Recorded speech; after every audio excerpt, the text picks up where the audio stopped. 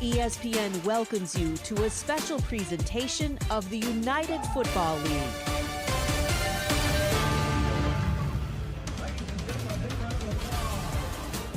Welcome everyone to the banks of the Mississippi River.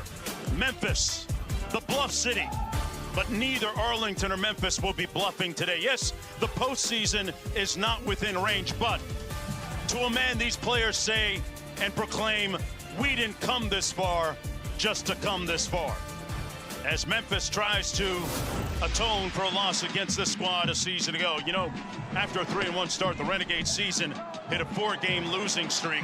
All 4 losses, 1-possession games decided at the end. DC beat them on a last-second touchdown. A potential go-ahead drive at St. Louis was fumbled away. Michigan scored in the final seconds of a 1-point win right there. And in a thrilling rematch in DC last week, Arlington's final drive to take the tie or lead ended with a questionable play call and interception by quarterback Luis Perez. And that's where we pick up the story this week. Mark Jones alongside Roddy Jones, Aaron Murray, Cole Kublik downstairs joining us in just a moment. Neither of these teams is going to the playoffs, partner, but when you talk about the Renegades being able to get back in their rhythm, they've got one of the best tight ends in the league here this afternoon. Certainly do. Sal Cannella has been tremendous for them all season long. And this is a team that, even though everything is kind of out of reach from a team standpoint, guys like Sal Cannella are still trying to prove themselves that they deserve a shot in the NFL. He's a tight end that they'll use in a bunch of different areas, bunch of different ways. He does an excellent job of finding soft spots. He can create separation in man coverage as well. He is their leading receiver. He's got great rapport with Luis Perez, and he's a guy that should earn himself at least a trip to an NFL camp. One of the guys to watch today, he's downstairs with Cole. Sal, guys upstairs talking about things you've already proven in this league. Without the playoffs on the horizon, what's left for you to prove in these last 2 games of the regular season? I mean, it's pretty simple, man. Just that I'm able to play at the highest level. You know, show what I can do in the pass game, in the run game, special teams, just show the all-around athlete that I can be. Weather change anything in your preparation specifically? Not for this one, because by the time we got here, we knew it was going to be delayed. So it's not like you already in the mode and everything. So we were able to chill for a little while, and then once we knew it was go time, we got in that mode. Thanks, Sal. Yes, sir. Yeah, the game has been delayed by a couple of hours and counting because of inclement weather. Roddy, when you talk about the impact, we'll see later on. But as for Memphis, coming off of a thrilling overtime win last week, and their season story has been pointed and focused directly on the quarterback position. Yeah, it's been a rotating cast at the quarterback position. Some of it due to play of the quarterbacks, guys being replaced, and some of it due to opportunity. E.J. Perry started the first 3 games of the year, but had some turnover issues, so Troy Williams got a start. Then Dresser Wynn started 3 games straight before Jim Turner took over and said, hey, look, I want to give all 3 of these guys an opportunity to start a game. So Wynn was the first game of Jim Turner's era. Troy Williams started last week in that overtime win, the second game of the Jim Turner era, and now E.J. Perry gets his opportunity with the new offensive coordinator since he last took over. Noel Mazzoni now calling the plays, and he'll look to really improve on that start. He hasn't played since week 6, and Aaron is standing by with him right now. Hey, I'm here with E.J. Perry, quarterback, and what's the excitement level this week getting back as QB1? Yeah, it's awesome. Anytime you get a chance to play the game you love, it's an awesome opportunity. All right, how do you get the passing game going today? It looks like the clouds have stopped, the rain stopped a little bit, but how do you get this offense going through the air? Yeah, we got to get the ball to our playmakers. We got a lot of them. They've made plays all year, and we got to keep getting the ball to them. All right, have a good game today. Back up to you guys. All right, thanks a lot, Aaron. With the weather and the delay, one of the questions that looms out there, how does it impact some of the propositions? And for that, let's go to Aaron Dolan.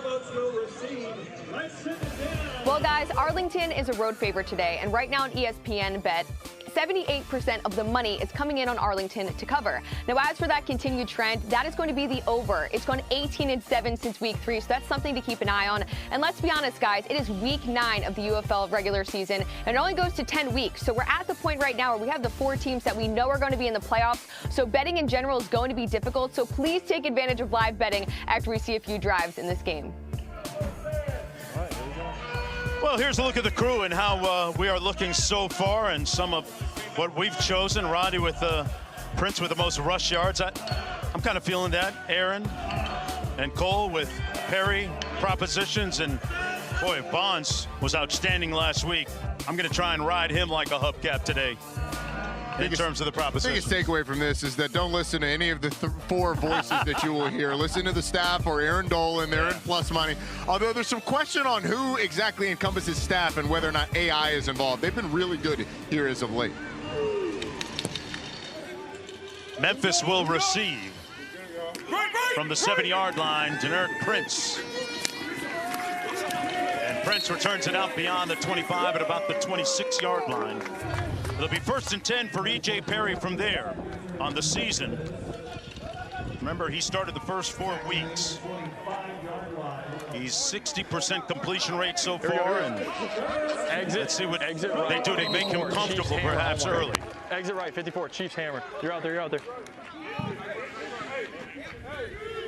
Prince in the backfield. Here goes high. Green 18. Green tight. Perry out of Brown University. The Ivy Leaguer delivers incomplete at the 30. Batted away nicely by Miles Dorn. Remember, this is the #1 pass defense in the UFL. It'll be 2nd down and 10. Just felt like that was a little late from E.J. Perry during the initial break before Miles Dorn broke in that ball. There was a little window. 39 Omaha, 39 Omaha. Below. What? Yeah. Here goes side. Here you go. JJ. Wymo. Green 18. Green tight. Like Wilson was on the wrong side of the formation. You don't want that to happen, especially when the pass is intended for you. That one wasn't, but the catch complete by Lassiter. 1st and 10. Yeah, just a simple RPO. You can see the eyes of E.J. Perry down the field and delivers a strike to Kwame Lassiter right between the 1 and the 8. Nice pickup for a 1st down. They're going to keep it on the ground this time with Prince, and Prince picks up a couple of yards. Take me back to that last play where J.J. Wilson, the tight end, seemed to be on the wrong side of the formation. I think he forgot about the motion. Okay. And E.J. Perry was trying to tell him, hey, you're over here. Or maybe he just lined up on the wrong side. You know, it's easy as one of those guys in the huddle to hear everything that's going on and then just go to a place that either you thought you heard or you're just used to going because you're on autopilot. 2nd and 8. Perry delivers incomplete at the 46-yard line. That was intended for Loxley. It'll be 3rd down and long. 10. Jay's got to stay. He's got to be the Y. We got to go 11. Hey, go bunch right, 65 Diablo, X stop. Bunch right, 55 Diablo, X stop. Here we go, bunch right, 55 Diablo, X stop. On one, ready?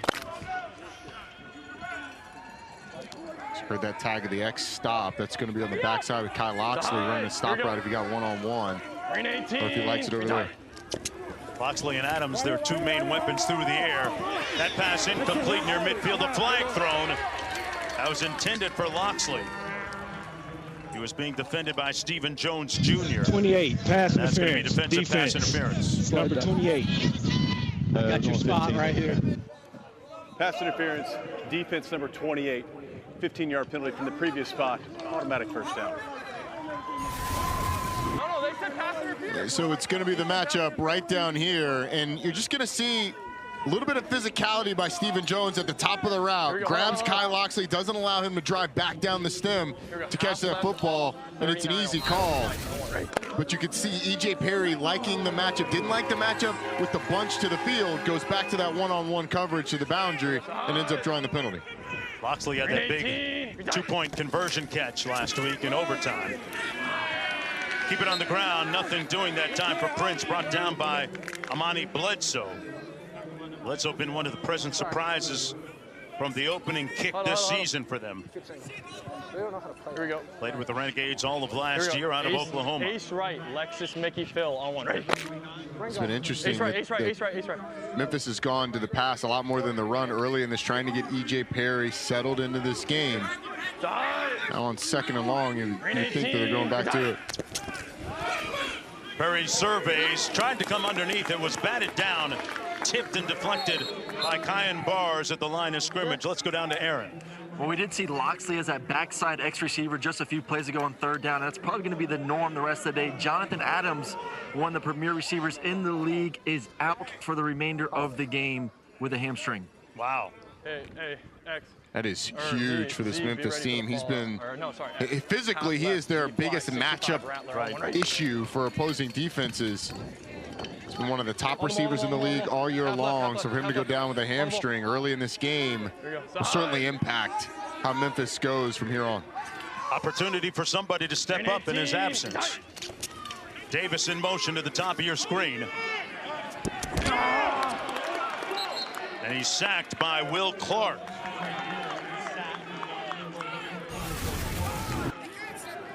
So you're going to get a twist from the two defensive tackles. One goes there and one goes there. And E.J. Perry gets pushed up by the pressure from the left side of your screen after the tackle wraps around.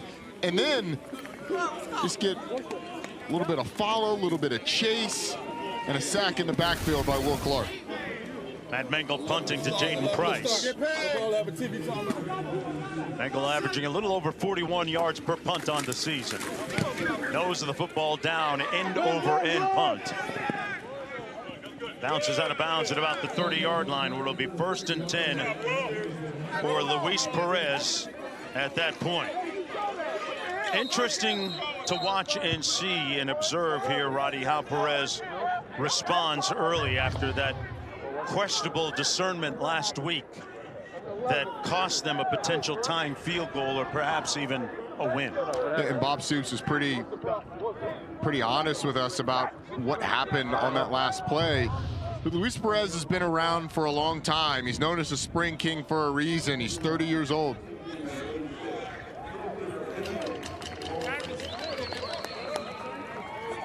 I believe they called a personal foul on Curtis Hodges, one of the backup tight ends on that punt. So Arlington will be moved back even further. But for Luis Perez, I think the biggest thing for him is taking care of the football this week. Okay. Put the ball on the ground twice a week ago. One of them was scooped and scored for a touchdown. That was eventually wiped away by a really good challenge by Bob Stoops. But they got a defensive holding on the play, but got sacked or strip sacked another time as well, and then obviously had the interception at the end. It's Memphis that has the #1 passing defense in the UFL, and keep an eye on number 13, Cameron Dantzler. Remember, he had that pick 6 last week in their win. They're going to keep it on the ground, the Renegades do, on 1st down and 10 out to the 18. Let's go down to Cole. All right, guys, I talked to Luis Perez before the game. I just said the weather, the delay, the wet ball, what really changes for you in your approach. And we talked a little bit about the quick game and how you don't have time to really grip the ball as much as you would want to. Sometimes you have to take a little bit more time to deliberately get the football in your hand the way that you want it to. He said it can slow it down. Therefore, a big portion of their offense might be a little bit different today. Something to keep an eye on 2nd and 7 here. Perez went through his progression, and he's sacked back at the 12-yard line. Heavy rush up front led by Boogie Roberts. Getting his boogie on that time, Roddy. It's another TT twist, but the pressure that this creates forces Luis Perez to try and have to step up and escape. Eventually, Boogie Roberts is able to work over and get the sack. He's been tremendous this year, has Boogie Roberts. Big man, almost 300 pounds, can really move in the middle. And this is exactly where Memphis wants this Arlington offense to be, because they've got 2 really good guys on the edge, and those tackles struggled a week ago. Lost the 5 on the previous play. Perez comes underneath, complete. And out to the 19-yard line, Tyler Bonds, who was outstanding, albeit in defeat last week, picks up 6 yards on the play. And that sets up a 4th down for the Renegades and head coach Bob Stoops. And Cole mentioned the short game for Arlington maybe being affected by the wet ball. It is such a big piece of what they do. It almost functions as their run game, those short passes, 5-10 yards or less. And so if they're not able to get that going today, they really could have a tough time, because they have almost abandoned the run. Marquette King is averaging almost 48 yards per punt on the season. Gets off a high spiral, takes a favorable bounce for the Renegades all the way back to the 45, where Lassiter fields it. It'll be 1st and 10 for quarterback E.J. Perry from there when we come back to Memphis.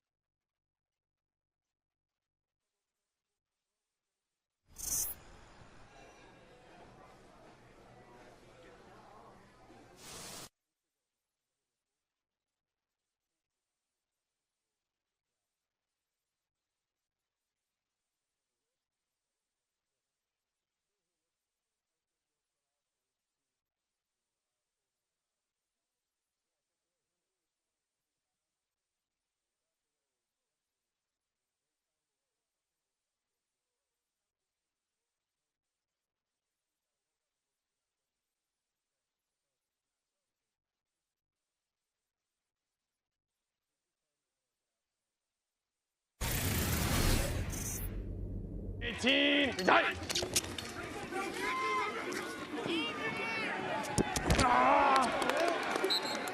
Were you forced by the edge? Because we were firm in the middle, you just stepped into him. Yeah, I tried to, I felt, I don't know.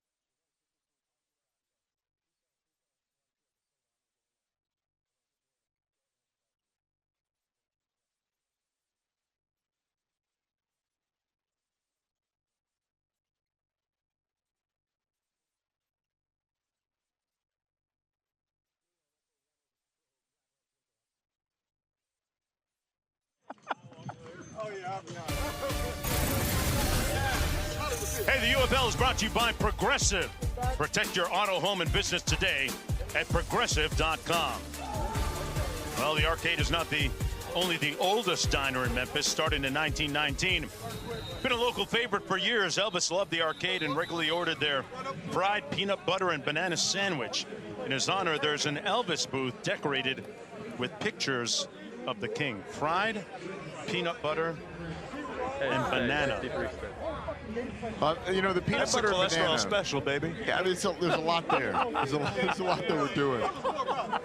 Peanut butter and banana, classic combination. Nice little snack. Right, put it on a sandwich and make it crispy. Fry it. Feels like you're going to need a lot to wash that down.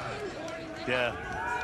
And a couple stints, too, for your heart. Hey, the fact that he used to fly private to Kansas City to get exact ones is pretty baller. That one, exactly. Down the sideline and incomplete. Broken up the 40-yard line. Good defense by Jaden Price working against Dawood Davis. Just one-on-one coverage, throw a fade ball, try and let your receiver go up and get it. Jaden Price just does a nice job of not separating from the receiver. He got turned around at the line of scrimmage, but recovers and gets the pass breakup. E.J. Perry getting the start. Started the first 4 weeks for the squad before giving way to Troy Williams. Perry pulls, completes the pass out to the 43-yard line to J.J. Wilson. Tight end a moment ago who is helping get lined up. Gain of 7. I'll tell you, that 240 by J.J. Wilson's name's a lie.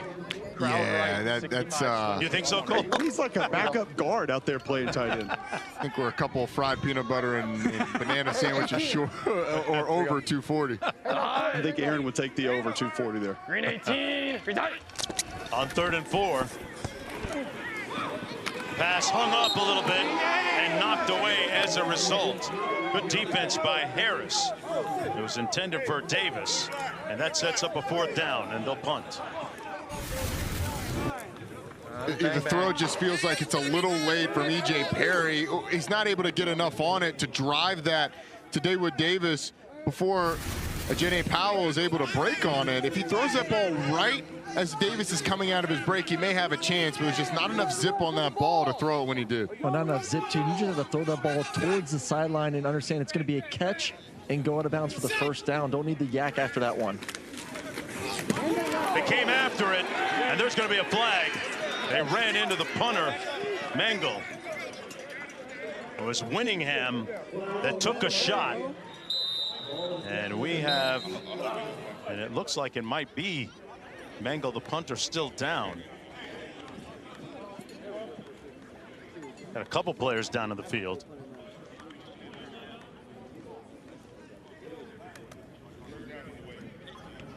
And therein is a snapshot of the peril which exists when you really commit to going after a punt. 5-15. Where's the K-ball guy?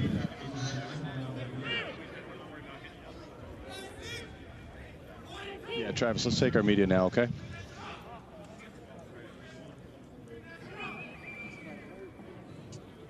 we're going to take a timeout.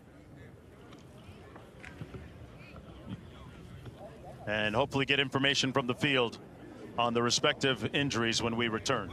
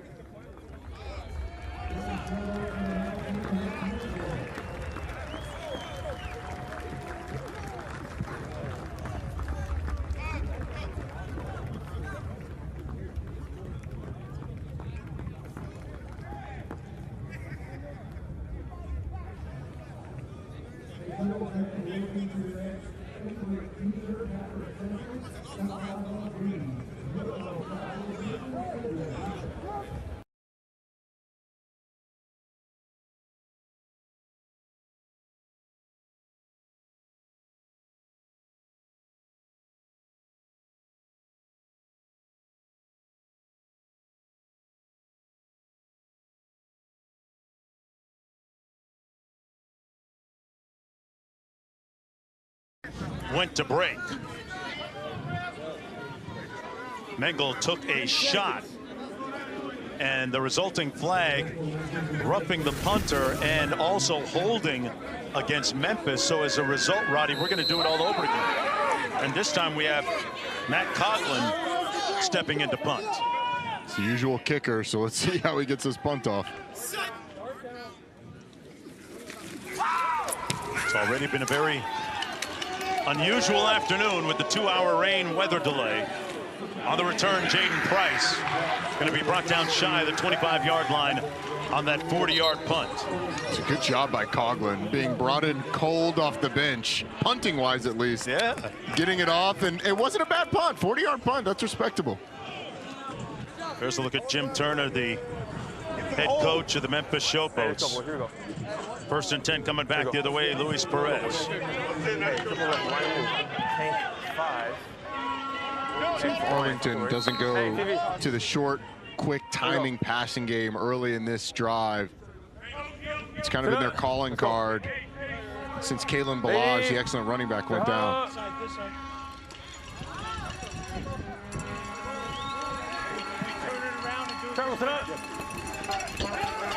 Perez gets it out quickly, complete to one of his favorite targets, Vaughns. Let's go down to Aaron. Hey, with Matt here coming in for the punting duties. When's the last time you punted the ball in a game? Yeah, last time was 2 years ago. So just kind of get in there and do the best I can, just get a good swing on it. And I think I hit a decent one, but just praying for my guy, Matt. Hopefully he's all right. But, you know, we'll just do whatever we need to do, you know, to get through this game. Good punt, though. It was a good punt. Great punt. Very nice. Keep it up. Right up to you guys. Hey, that kind of underscores, great job, Aaron, how in the United Football League, the more boxes you can check, potentially the more you attractive are to people at the next level, right? I mean, limited roster sizes. So everybody has to major in something and then minor in something else. It's not like you're carrying 3 punters like in, let's say, college football, where you've got a couple guys there who also punt. The kicker's got to step in. Nice catch by Canella to move the chains on the previous play. Perez with a clean pocket, now scrambling. And the pass incomplete, intended for Day-Day Hunter. Sets up a 2nd down and 10. But you mentioned the fact that Kalen Ballage suffered that Achilles injury. And this offense for the Renegades has really kind of remade itself a little bit. Team that has lost the last 4 games in a row by a total of 14 points. And they were so prolific running the ball, especially week 1. Kalen Ballage had that incredible game right out of the gate. We thought this was going to be one of the best running teams in the league, and since that injury, they've kind of gone away from it. Burnett in motion. Perez on the quick slant, complete. Ball came out. Bonds makes the catch. 10-yard pickup for Tyler Bonds. Oh, never mind. Hey, hold on. Hey, easy. Drill 4. With a little bit of tempo, at least the line of scrimmage, you can hear the call by Luis Perez, getting everybody on the same page.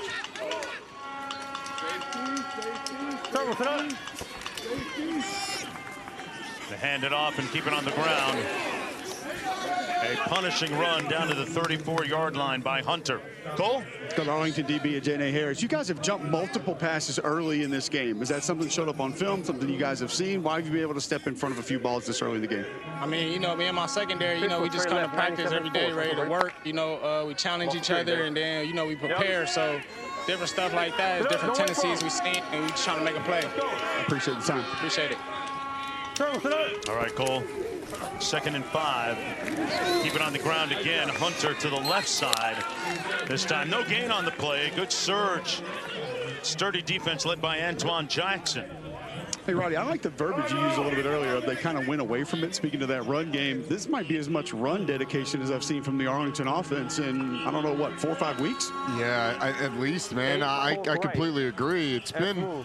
And maybe that has to do with the weather, the fact that the wet ball, Luis Perez not quite as comfortable gripping it, although the field will still be, I mean, you know better than I, Cole, but the field will still be a little damp. The ball should be fairly dry. The field feels pretty good right now, so I'm hoping the ball continues to be dry for these guys. On 3rd and 5, the pass complete. Good catch again by Vaughns. Roddy, the guy you're doing the game with, took Vaughns in the over on the yardage, yeah, remember? You're doing a nice job so far. A lot of game left to go. We don't count the winnings before they happen. I know, it's okay to feel yourself just a little bit. Tyler Vaughns has gotten off to a nice start. Going with the no gloves today. Made that outstanding touchdown catch last week. OBJ-like catch. This is Hunter again, keeping it between the tackles, still on his feet. Day-Day finding a little daylight down to the 20. For Zeke. Why are you going under a puller? Tight gambler, one peel. Tight gambler, one peel. Boy, that's the one downside of the communication there, is you're coached during the game on your mistakes. They're going to take a shot into the end zone, incomplete.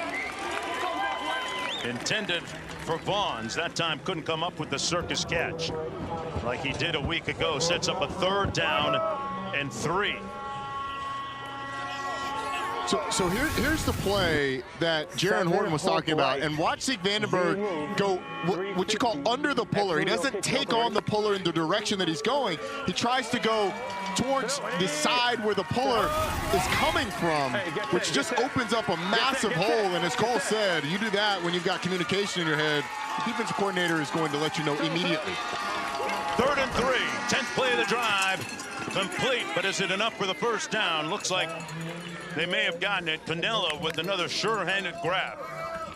Hey, Aaron, you played in this league. You've had that communication in your ears as a quarterback. Is it tough sometimes being coached while you're trying to actually manage a game? See, I think all the coaches I dealt with, they understood we don't want to put too much on the quarterback's plate right now because he's dealing with a lot. Maybe a couple of reminders here and there. We're going to work with him post-series on making those big-time corrections. I think it's a smart way to handle it. Those defensive guys, though.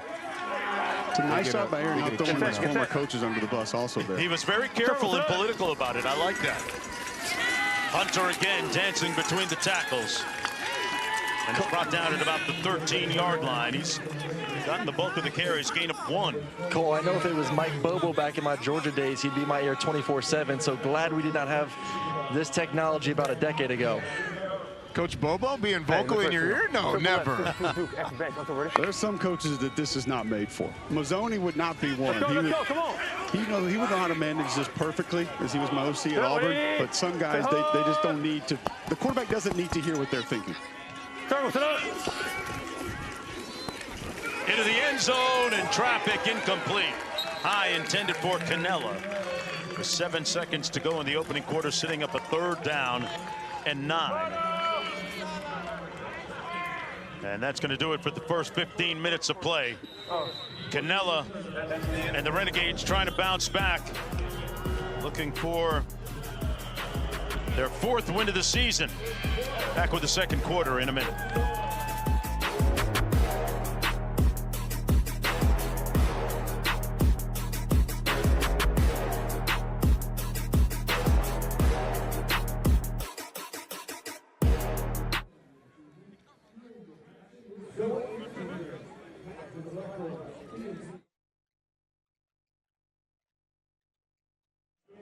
Players, win signed merch, or travel to the title game. Cheer for your team and enter the ultimate UFL Fan Experience Championship sweepstakes.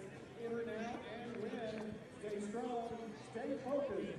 Real good energy. Empowered by Zoa Energy, official energy drink of the UFL.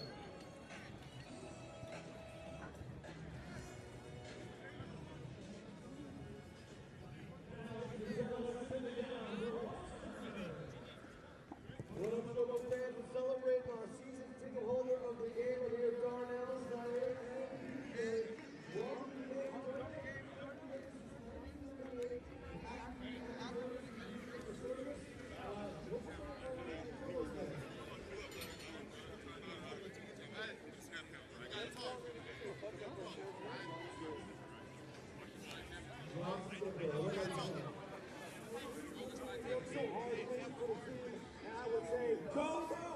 This guy should be doing my job. Give it up right now for the season ticket holder.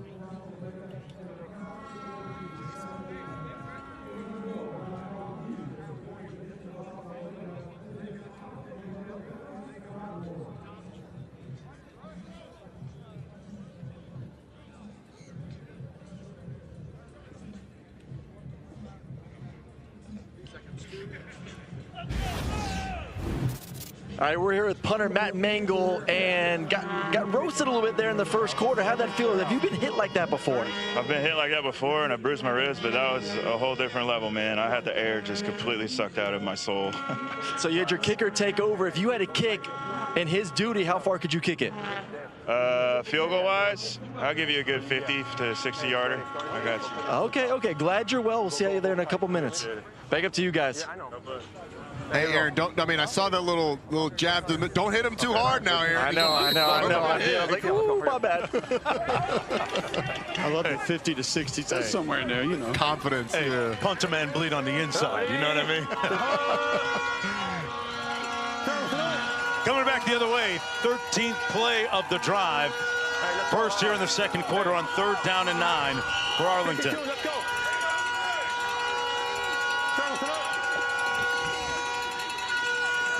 Perez underneath, and some sure tackling at the 10-yard line by Ellis. Limits the gain by Hunter to 4 yards. And an interesting 4th down coming up here. They're going to kick a field goal. They're going to get a little bit of pressure from the left side from Isaiah Green-May, who just forces Luis Perez to dump it out. And this is a Memphis defense that plays a ton of man coverage until you get into the red zone, and then they go with zone. Nice job of coming up and tackling. Yeah, Keaton. Yeah, Keaton. Yeah, 31. The fiery head coach Turner on the sidelines, watching his team give up a field goal. First points of the football game. As Haversick knocks it through from 27 yards out. Good job. Yeah, Boogie. Good job, defense. Good work. Great job. Great job.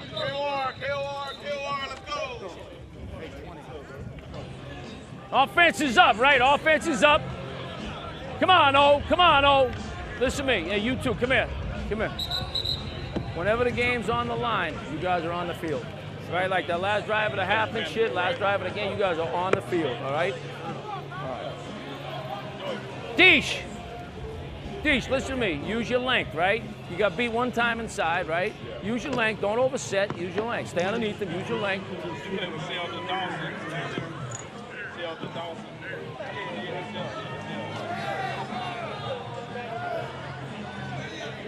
The old offensive line coach talking to his offensive lineman, trying to breathe confidence into him. A couple of pointers, talking to the 6'7" Kellen Deesh, and use that 6'7" frame and those long arms to help you out a little bit. Pretty hands-on in his approach there on the sidelines. Not a head coach that's just delegating down there. Prince on the return. Going to be stopped up at about the 22-yard line, 1st and 10 from there. Well, tonight on ABC, the Western Conference Finals shift to Minneapolis. Timberwolves and Ant-Man Anthony Edwards looking to get back into the series, while the Thunder and MVP Shai Gilgeous-Alexander could take commanding series lead. Game 3 comes your way 8:30 Eastern with NBA Countdown at 8 right here on ABC. Thunder have done a nice job against Anthony Edwards, not letting him have one of his trademark 50-point games or anything like that. I tell you, Lou Dort could be one of those linebackers out here on the field at 6'4", 230. The way he moves his feet. On 1st down, it's Jackson.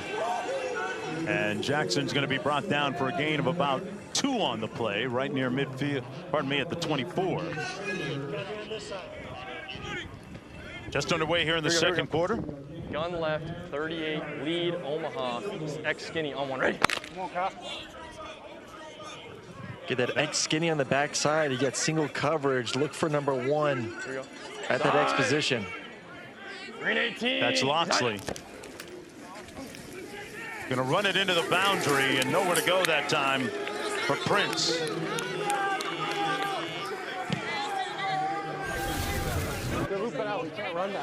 Well, it's just a nice job of pursuit from the inside as the stretch tries to go outside.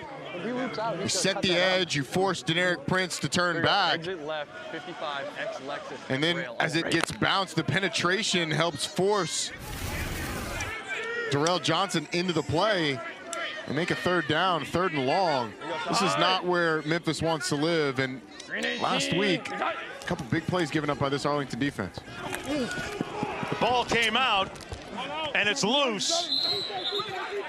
Let's see who has it. And Arlington comes up with the football off the turnover. It was knocked out of Perry's hands by Willie Taylor III and recovered by Will Clark, number 45. Watch the way Willie Taylor uses his hands. You can see him pushing the offensive tackle away from him, Noah Henderson, and extending so that Henderson isn't able to get into his body. Great job of using the length, the 6'4" length by Willie Taylor to get in the backfield. Excellent power, great awareness to swipe the ball away. It's pretty textbook from the old crafty veteran out of Eastern Kentucky. And you talk about room service, Roddy. 1st and 10 from the 11-yard line. Great starting field position. 35 duel, go, go, go. See if they take a shot in the end zone right away off the turnover. Here we go. Looks like Tyler Vaughns is out there. That's usually the guy they would go fade ball to. Hey, 4, easy. 4. Here we go. Service it up. They're going to keep it on the ground. Jones keeps his feet moving and makes it down to the 4-yard line. Let's go to Cole. I've got Willie Taylor who forced that fumble. He's got the football here still with him. What was the move you used to be able to get to the QB? That came out of MD, so we got to keep the quarterback in the pocket, keep him contained. So I went long arm, kept the outside hand free. I was able to reach around and get the ball and recover. I'll come right back after this play. Let's watch this. Service it up. Off the turnover, the second play after it. Jones again brought down shy of the end zone at about the 2-yard line. Cole? Now, Willie, you said you went with the long arm there. Did you set that up earlier in the game? Something you saw on film you thought you could win with? I just know whenever they come out of MD, we got to kind of condense the pocket. We can't be running up the field, running past the quarterback. So I gave him a little hesitation. And then his good hand placement and keeping that outside arm free. You know one thing defensive guys don't know very well? What's that? Ball security.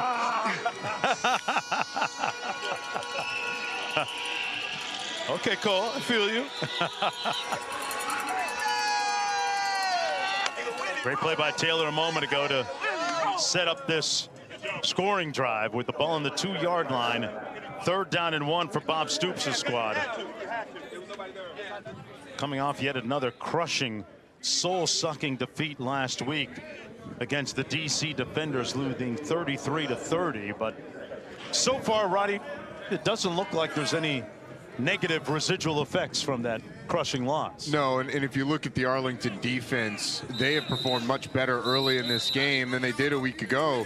Give up a couple of big runs last week in that game against DC. Got hit by a trick play that led to a touchdown as well. So they've really settled down, as it looks like we get a little bit of a change at quarterback. Holt Naylor's much more of a running threat, sort of a smaller Tim Tebow style quarterback in the backfield now. That was the comp we got actually earlier in the season from offensive coordinator Chuck Long. Yeah. I mean, Tebow's 1-of-1, so I hesitate to go all the way there, but there's some resemblance. He's going to keep it into the end zone. And it's caught. Touchdown, Seth Green. Hung on to it, cling to it in traffic. And what a delivery on the pass. Ballers who just came into the football game. So pretty good situational sub. You're gonna see Seth Green just come across the formation and watch him as he works his way into the end zone. I don't know how Holt Naylors threads the needle between the 2 defenders that are there. Buzzes right by the head of one into the hands of Seth Green. This conversion attempt is brought to you by Ortho Home Defense. And it's no good. Good sack there by Bronson. Josiah Bronson, been one of the leaders on that defense for the Showboats all year. Naylor's first touchdown pass of the season gives them a 6-0 lead. Working off of that turnover, able to put it in the end zone. Back after this.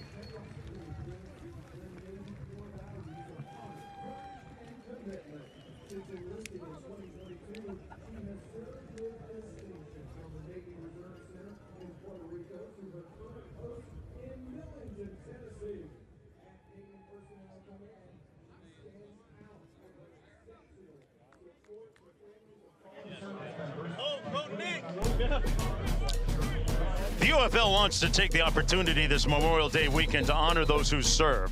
From our military and veterans to first responders and healthcare workers, we take our hats off to heroes. Thank you. And interesting that Memphis served meals at the Alpha Omega Veterans Service a little bit earlier. Head coach Jim Turner was a Marine Corps lieutenant back in the day. He very much gives off that Marine Corps lieutenant feel when you talk to him as well.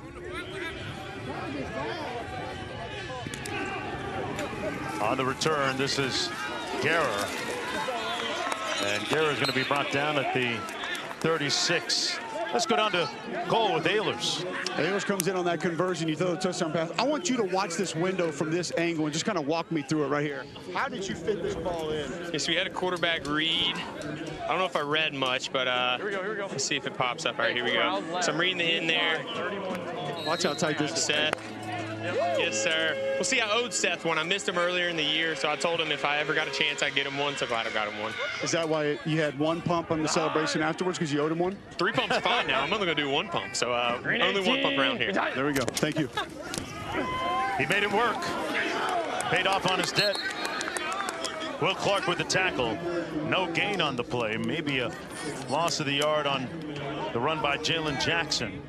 Cole, those are one of those passes. You throw it, you close your eyes, and just pray that one of you guys ended up catching it when it's all said and done. Here we go. Trips right. Those passes you have the option to keep that football, though, and run. So, multifaceted breed there for Holton Ehlers. Aaron, how many of those did you let go of and just close your eyes and hope? Not that many versus Georgia Tech. Those were usually feel pretty confident with those throws. He was confident, Roddy. It sounds like. I bet if it's that guy in green, you close your eyes and hope for the best. Jackson on the run. A spirited run to gain a few yards. Got 7 on the play. Hey, Roddy, so far, in terms of throwing the ball downfield, Perry hasn't taken many shots, and wonder how much that has to do with the absence of Jonathan Adams. I think it certainly does. I also don't think it's E.J. Perry's game. You know, the arm strength isn't elite from E.J. Perry. He's got enough to manage in the short to intermediate game, but we've already seen the ball die on him a little bit as he's tried to go towards the sideline. On 3rd and 5, he's going to throw here. Downfield, wide open. Caught at the 30, and then some down the sidelines and pushed out of bounds as Stove makes the catch. Roddy, you were saying about his arm strength? I know. This is a wide open one, and all he's got to do is get the ball to his receiver, and he does a nice job of delivering it right down there. Elijah Stove ends up coming open because of the switch release out of the bunch. 82 creates a big play, and you know what? E.J. Perry, you got plenty of arm strength. Yes, he does. 49-yard gain and a run by Jackson down inside the 5 to about the 3. The Showboats offense with a little bit of momentum right now.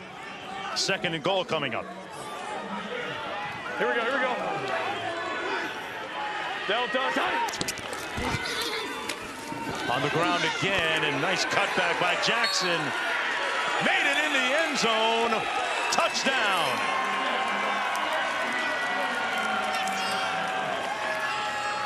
Jalen Jackson.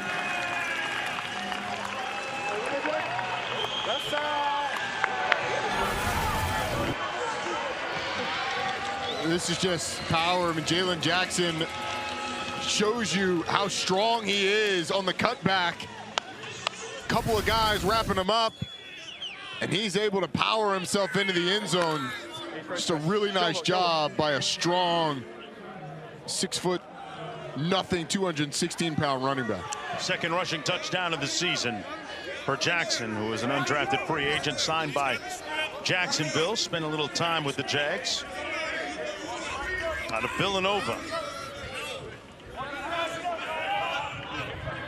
I gave Jalen Jackson a couple extra inches on that 6 foot as well. It's okay, though.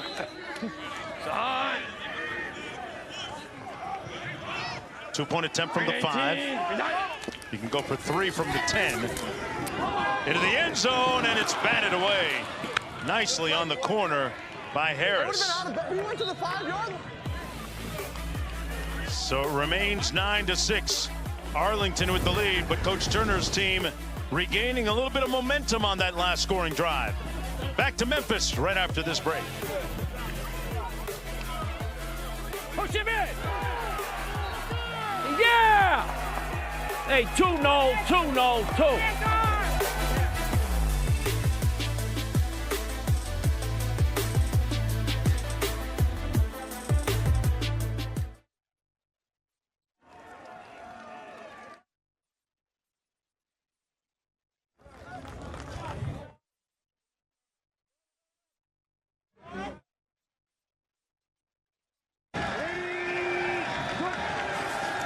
Two-route concept. There's the play action. Here comes the deep ball towards the end zone. Wide open. COC Mariner.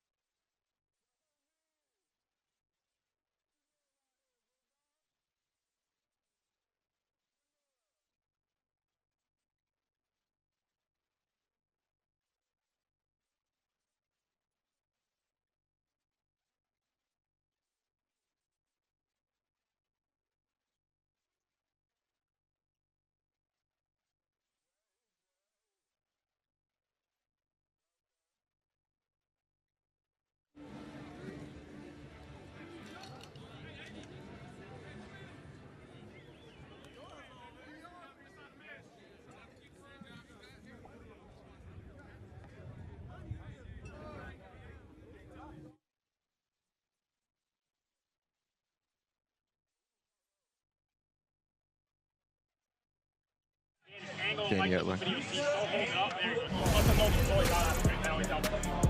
Hey, Michigan has already won 5 consecutive games, looking like it could be 6. Etling to Mariner, touchdown, room service made it look easy. That game in the second quarter right now on ABC. As Michigan continues to just roll through the schedule, Roddy. Yeah, they've been tremendous all year. Bryce Perkins has carried them from a lot of it. Danny Etling there throwing the touchdown pass. They got 2 excellent quarterbacks. The defense has been really good. And there's reports that Breland Speaks, last year's UFL Defensive Player of the Year, could be back at some point this either late in the regular season or in the postseason. Bryce on the return. Got an alley down the sideline and all the way out to the 45-yard line. Great return, and let's go down to Aaron. All right, with quarterback E.J. Perry here, that last big play, a little bit of an out route with a corner on top. What were you looking? How did you get so wide open? Yeah, they played one high. I think it was supposed to be zone. No one carried the corner route, and it just opened up. Eli made a great play to get us 25 more on the run. What does a big play like that do for this offense going forward? Oh, it's awesome. It was the first couple drives, just little things here and there. We're playing well, and we just got to keep going like that. All right, good luck the rest of the game. Back up to you guys. No, we got flat after. The creation of the big play makes it so much easier for your offense. Gets you in rhythm, but obviously when you take those chunks, just avoids the number of opportunities for negative plays, which we've seen a few of from that offense. 66 yards on those last 3 plays after 0 yards on the first 15. Here's Perez trying to get it back in a big chunk and almost intercepted, incomplete at the 5-yard line. Intended for Winstead. It'll be 2nd down and 10. A couple of Memphis players had a pretty good shot at the ball here, Roddy. Yeah, and Isaiah Winstead's on the deep post, but it's really just a 2-man route as you get the out here. The running back ends up in the flat. I think Luis Perez just needs to get rid of this out of bounds because there's not really much there. It ends up being double coverage down the field. He's fortunate. It's a little overthrown. He's fortunate that it's not picked up by Eli Walker, the safety.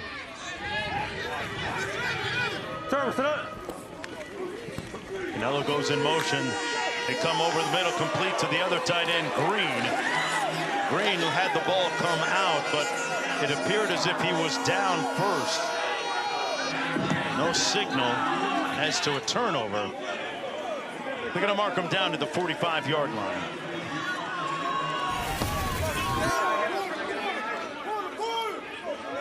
And he is clearly down. It's a nice play by Kyrie Woods of reacting.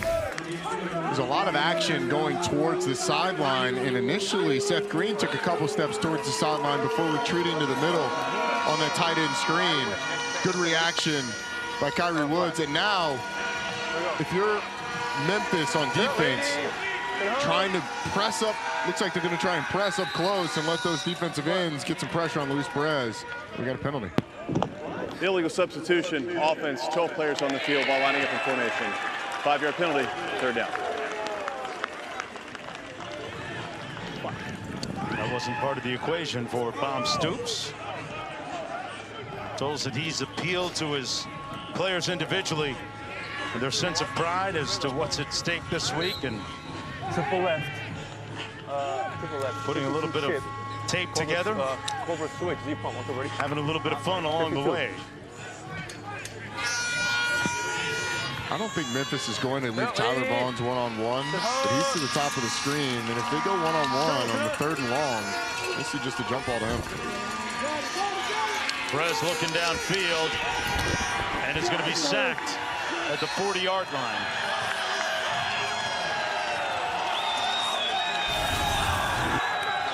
Isaiah Greenway with the tackle. Yeah, and everybody's going to be covered. Memphis drops back into zone, and there's nowhere for Luis Perez to go with the football. He may have had Sal Cannella going across the field, but that was late in the play. As he's stepping up in the pocket, would have been a really tough throw.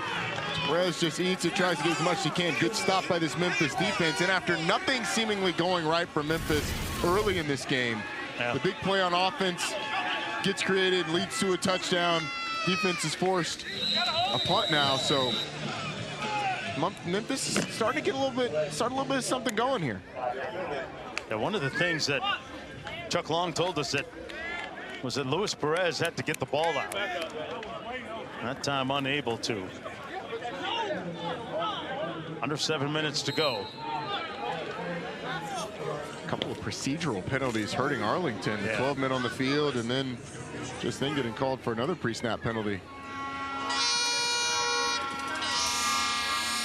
Marquette King perched at his own 21. Oh, he's going to take off with it. One man to beat. Great move in the open field. King with a regal run downfield. Picks up the first down on the fake. Wow.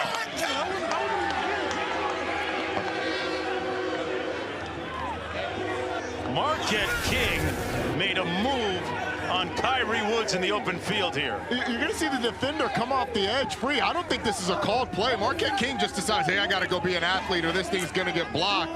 And as you said, puts a move on Kyrie Woods, gets some more yardage up the field. It's just a really nice decision. That looks like a little basketball move there, almost a crossover as he was going to punt it, saw it was going to get blocked. And yeah, man, he got on his horse a little bit up the sideline. Great improvisational skill by King. You said it. That punt was going to be snuffed down and blocked. And a 36-yard run on the fake. Hey, let's hear from King with Cole. Marquette, good news. You told me before the game we can talk about unicorns and ponies if you want to. We'll make it good. We don't have to do that. Was that a design play first and foremost? Not at all, but I just didn't feel right. And I saw the opportunity, so I took it. Your opportunity might be at a skill position after this. Let's go. I've been waiting for that. Is that your longest carry of your career? I don't know. I got to look at the film. That returner shouldn't have got me, though. I'm way faster than that. You know, I'm 36, though, so. Did you want to try to put a shoulder into somebody? Were you looking for contact? Not really. I wanted to score because I would have been back in the locker room. Nice play, man. Nice play. What was your read, though? You felt like it was going to get blocked, and you just said, I got to pull this thing. something was off. It was a timing thing, so in that moment, it felt like something was off. Just say I'm that good. I'm just that good. Hey, Cole, you got him there, Cole. You got him there. He wanted the whole thing. It's spoken like a true skill position player. That guy shouldn't have tackled me. I should have scored, man. We say that every time. 3rd down and 4. Big 3rd down. Yeah, see if Perez can convert after that spectacular fake and run by King. Goes through his progression and dropped at the 12-yard line by Payton. Wow. So it sets up a 4th down and 4. That's a tough one. Yeah. Because it certainly would have been a 1st down, would have continued the drive. Arlington still has an opportunity to get points out of it. But Javonte Payton has it. It's good delivery by Luis Perez. There's nothing to do there but catch the football. Yes. A little wobbly, though. Looking down here on the field, ball was definitely not as tight of a spiral as Luis probably would have wanted. Spoken like a quarterback. No, I'm defending the receiver here, not the quarterback. I'm saying, you know, make it a little tight spiral for your receiver to catch it. I'm going to defend Luis Perez. The ball gets there, you got to bring it in. Boom. Haversick with the field goal from 40 yards out to make it a 6-point lead for the Renegades over the Showboats. 3:54 to go. What could have been on that drive after that spectacular fake. Huh?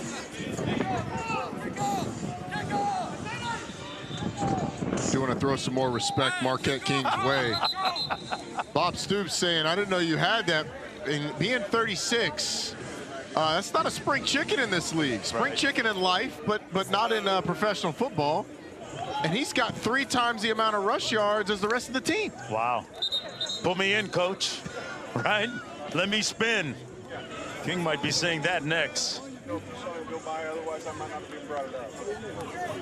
3:54 to go in the first half. Here in Memphis in a game that was delayed by 2 1/4 hours because of inclement weather and lightning in particular in the area. Here's a look at some of the numbers. On the return, Penny. Still on his feet. Penny brought down to the 44. But there's a flag down. Holding 88. Hendog with a spirited run. And it's going to come back all for naught.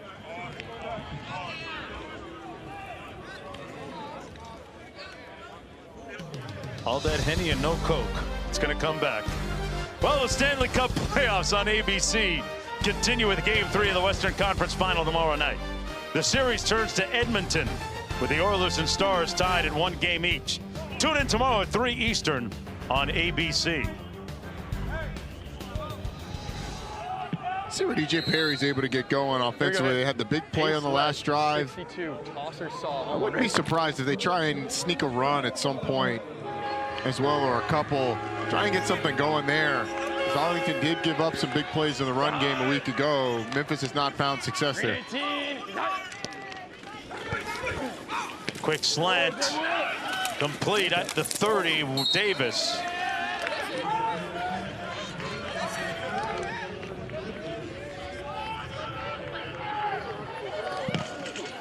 Here we go, half right, Z Casper, 339 Battle Hawk on right. 1, 2, 3. Zip it. Grenade team. Pass is picked up at the 45 by Harris. There's a flag down in the area. Let's hold on a minute. Pass interference. Pass interference. Spot foul. Perry 5. seems pretty Okay. confident.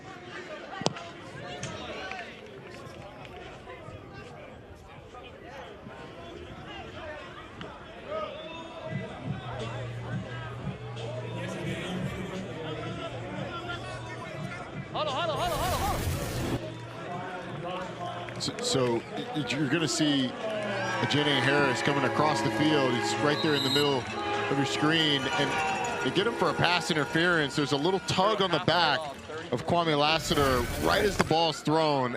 it's not much, but I think that tug right when the ball is released is what they get him for. 1st and 10 from the 45 as a result.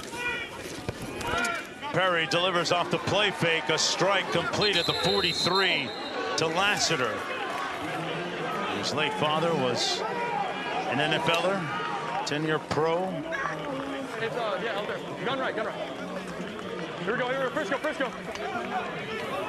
You're going right. From the 41, after that 14-yard gain. Prince still on his feet and brought down. Down to the 29. Yeah, it's just a little wide zone, and Generic Prince is able to cut it up behind everybody. Gets washed down from the backside right tackle, and he's able to find the hole. And that's when you get in these situations and the defense is expecting pass, sometimes you can pop those runs for 10, 15 yards, and they did it there. Perry marching his team down the field, making his first start since week 4. Back after this.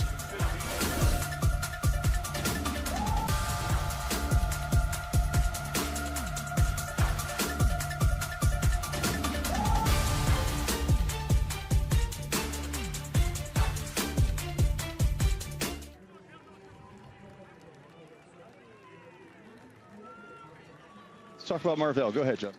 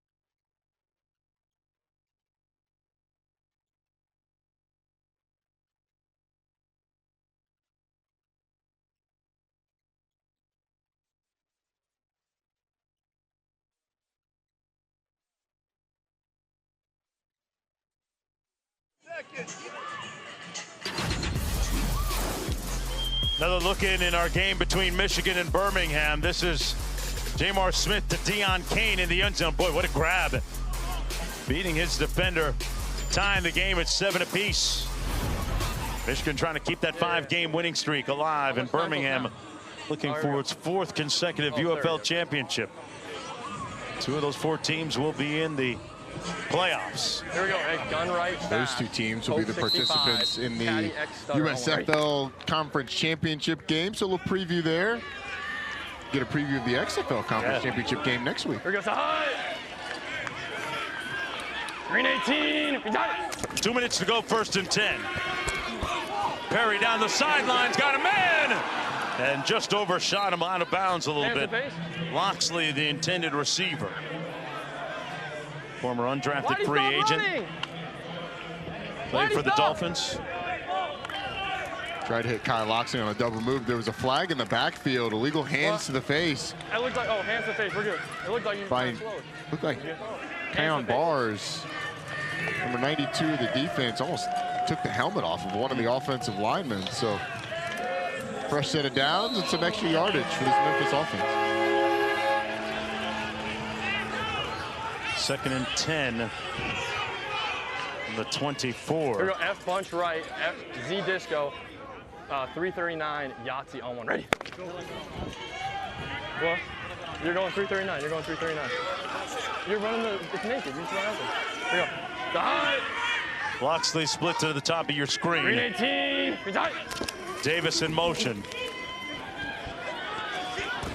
Into the end zone, high, intended for Loxley, and incomplete. With 1:48 to go in the half. Try to get a little half roll. Get Kyle Loxley on the backside post. It's good coverage, though, on the back end. Hey, chill. By Jaden Price. Hold on. He didn't bite at all. Hey, chill. It's amazing how some things never change. 339. That was play action. 334, 332. Same thing for Noel Mazzoni back in 2000 at Auburn. Saying it's hard to teach an old coach new tricks. He did say that he went some different verbiage on some things. There's Perry trying to get to the edge, and he's brought down at the 22. Good open field tackle on the play.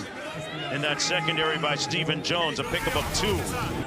3rd down coming up. I think they felt like they'd catch Arlington's defense slipping, but Caleb Johnson, the linebacker, does a nice job of staying at home enough to chase E.J. Perry wide where they had more help. She got the discipline by the linebacker. Now on 3rd and long. Again, no Jonathan Smith. He scratched early with a hamstring injury. Kyle Loxley's been the go-to receiver. He's down here to the bottom of your screen. Perry hands it off, and nowhere to go. They're not going to come close to picking up the 1st down. Prince stopped back at the 23-yard line with under a minute to go here in the 2nd quarter. A loss of 1 on the play. 4th down coming up. And Arlington calling a timeout. Tell you what, that was a big man play by Chris Odom. Came around on a wrap, ended up with 2 offensive linemen on him, ends up splitting both of them, getting up the field and tackling the back. Smart by Arlington to call that timeout quickly. I think they're going to put a little extra time on the clock. I'm not sure our referee knows that his stadium mic isn't exactly working. Is it there? He just missed it.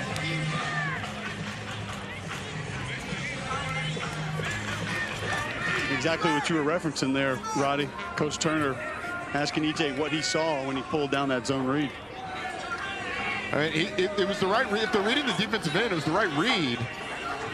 The linebacker just kind of hung in that, just outside the box, where E.J. Perry wanted to hit that after he pulled it, but it's a good defensive call by Arlington. Matt Coughlin in to attempt this field goal from 41 yards out. 13 of 15 on the season.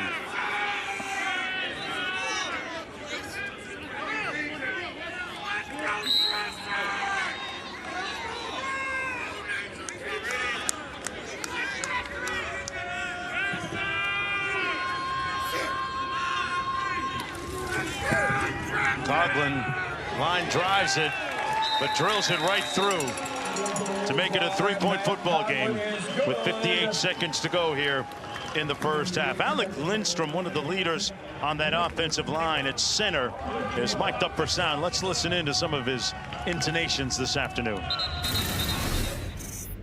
Well, if it's on, hello to everybody, and hello to home. Are you mic'd up? Yeah. That's a big mistake.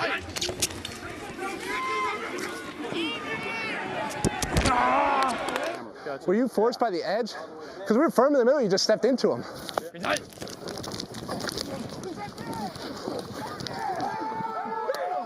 They're slanting too much for Omaha. Okay, the 2 eyes slanted out. Are you better off zoning? Yeah, because the 2 eyes. We're gonna zone. 1, 2, 3. Zip it. The draw. I need to know what's behind that zipping. I don't know. Cole, you speak offensive lineman. What do you think's going on there? We just got TT, so we got talking about should we just zone it? Would it be easier to do that? I would imagine there's a zip call where instead of either a man scheme or some sort of a clamp or gap scheme, they can just zone it out. That would be my best guess right there. But you can also just see there, us offensive linemen not used to having attention, how giddy he was about having the microphone on. So excited about being mic'd up. See, we don't get nice things. Somebody. Offensive linemen don't get, we're not used to having nice things now, guys. You always got to have an O-lineman on the squad, on the production crew, to decode the language. Yes, you do. Thanks, Cole. Thank you. 1st and 10 coming back the other way, 52 seconds to go. I'm good for one thing. My kids' Little League team, I bring Skittles and hand them out to all the kids. That is literally my persona now.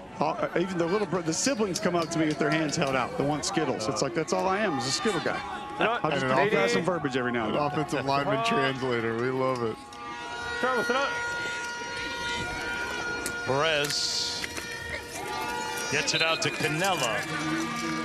You know, it's interesting to listen to Chuck Long talk about Sal Canella, who he said he thought was faster this year. The two of them, Perez and Canella, both employing a speed coach, recruiting a little bit more those fast twitch fibers, get a little faster, and it's paid dividends. That pass complete to Day Hunter. Out to the 46-yard line. Yeah, Mark, it was Cam Hatch, actually in California, who Sal spent the majority of the offseason with, said trying to up that speed just a little bit, and he said he can definitely feel it. Definitely feels faster. It's great. You know, you don't think of being able to, you can work on strength, right? People don't know that there is science that proves you can run faster. Oh, yeah. Yeah. You're not always relegated to being the slow guy, right? A lot of football players too just have never trained their speed in a way that makes you more efficient running. Like we train to get fast. We obviously train bursts, but the actual form of it oftentimes is something that unless you go seek out a speed coach or you run track, you don't get. Perez steps up down the sideline, short and incomplete. Just out of the reach of Winstead. You know, guys, I can remember when we were at Auburn, we had Willie Smith actually come work with us in the offseason. He won a couple of gold medals as a sprinter in the Olympics. And you're right, Roddy, there are different things, technique fundamentally, but my group were consistently asking the question, why in the hell are we doing this? You need speed too, Cole. Oh, you got to get around the edge, man. When you're pulling, you got to get around the edge a little faster. Yeah, I don't think that .00005 difference in our 40 was going to help get into that corner or safety on the screen. What could have been. Perez now 11 of 18 for 86 yards. Slings it again, and that's going to be out of bounds. There's a flag on the play. That was intended. Pass interference, defense number 6. Full 15. That's going to go against Boykin. But 10 seconds to go. I mean, you get Deontay Burnett going downfield, and it's hard to see exactly when the ball is thrown. I vehemently disagree with that call. Yeah. That's a really soft call on Deontay Burnett, who ran himself out of bounds before he was even touched by Lance Boykin. And all Lance Boykin did was put a finger on him as he was out of bounds. I disagree with that call. I think Arlington just got bailed out. Perez hands it off this time. Hunter turns the corner. Hunter brought down at the 20-yard line. Time management of the essence with 1 second to go. Eddie Hunter ends up breaking out a long game, but as you said, it's kind of flirting with disaster because only 10 seconds on the clock when this started. By the time the clock operator stopped the clock, 1 second left. If he goes, 2, 3, 4 more yards before he gets tackled, they may end up not getting anything or not getting a field goal attempt. Not having enough time to get it off before halftime because the half would have been expired. Haversick in to attempt this field goal from 39 yards out. He's 2 for 2 today. And this one is pushed to the right. He missed it. But we have a flag down on the field, so hold on.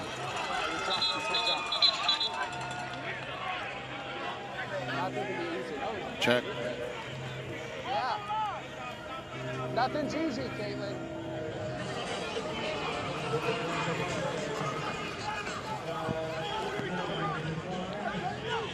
We know you now, 5.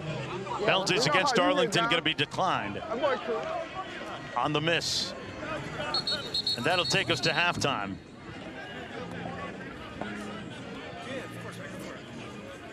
I think, or they've just blown the whistle. Well, there's a little back and forth between Scott Spur and special teams coach and one of the officials here. The official threw his hat up in the air, and I don't think it was just because he was angry. Yeah, and sportsmanlike conduct penalty called on the sideline there for Arlington.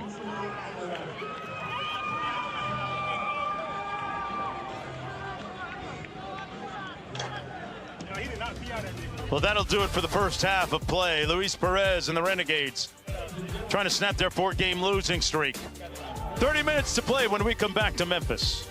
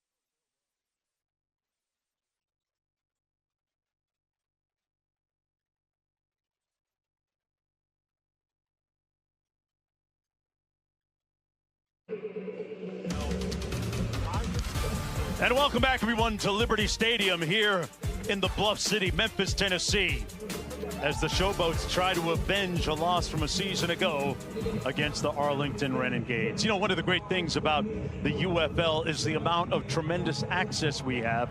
And as a treat, let's take a look back at some of the best sound from the week.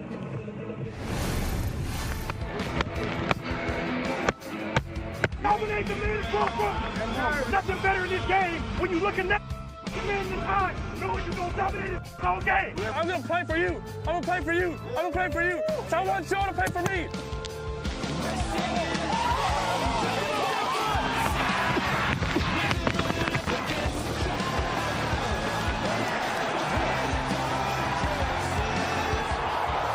Mama, I love you. You know that. Son, if you can't throw a screen, you can't play.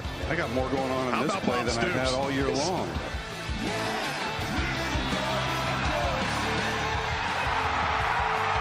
Wolves ready getting it 2.6. Little mama, I can't wait to see you. I'm gonna let him finish the game right now because we're gonna chuck this ball around a little bit. We've got 15 cups so far, and I've got my beer snake. 16. There we go. Gonna get it quickly to the outside, and it's picked off. Can you believe that? What a mistake! They didn't need to do it. That puts the DC Defenders into the postseason.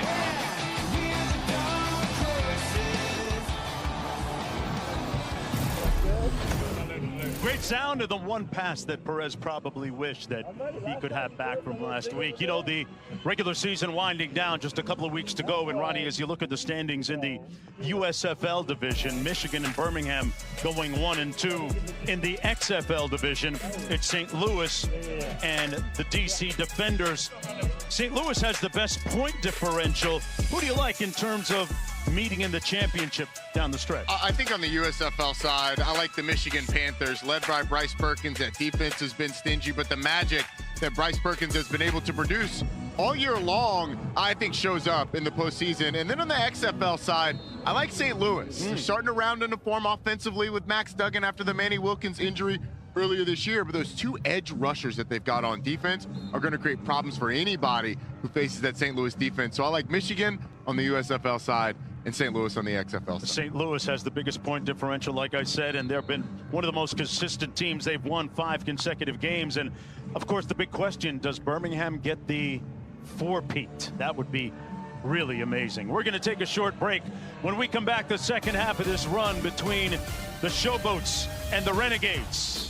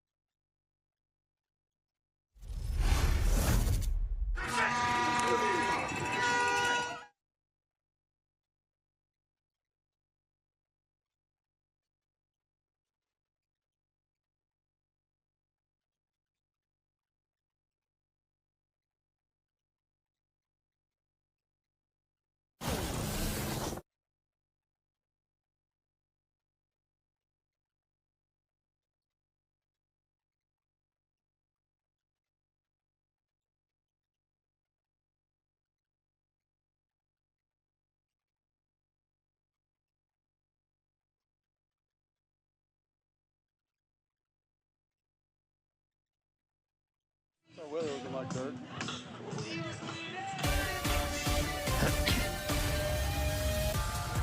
And welcome back, everyone, to Memphis. 12-9 as we get ready for the start of the third quarter. As the Arlington Renegades try to snap their 4-game losing streak. Mark Jones, Roddy Jones, Cole Kublik, and Aaron Murney going to be joining us in just a moment. Interesting first half of play. One of the questions we talked about coming in was whether Arlington would be able to shake off that crazy, disappointing ending from a week ago. They seem to be okay, Rod. Yeah, and I think their biggest improvement has come defensively, actually. They gave up some big plays in the run game, gave up a trick play last week against DC. They've certainly shored that up because neither offense has really been particularly prolific. Right. One of the plays of the game was Marquette King's 36-yard run in the first half as well. So I think it comes down to who can get something going consistently offensively here in the second half. Either that or Coach Stoops is going to put Marquette King in at tailback. Yeah, exactly. Right, your punter, but the longest run of the first half by either team. Hey, let's take a look at our game flow brought to you by Progressive. A look at the 2 touchdowns scored in the football game so far. First of all, hey, we had a QB2 come in, Holton Ahlers with that throw. Yeah, he threaded the needle as he went to Seth Green. And then Memphis had a nice response after a big play down the field. We're able to get a plunge into the end zone by Jalen Jackson. So those are the only 2 touchdowns scored so far. Been trading field goals, and again, 159 yards total for the Renegades. 36 of them came by the punter on an aborted punt where he saw it was going to get blocked, just pulled it, decided to run. And then Arlington not ending up with any points on that last drive after the questionable pass interference call.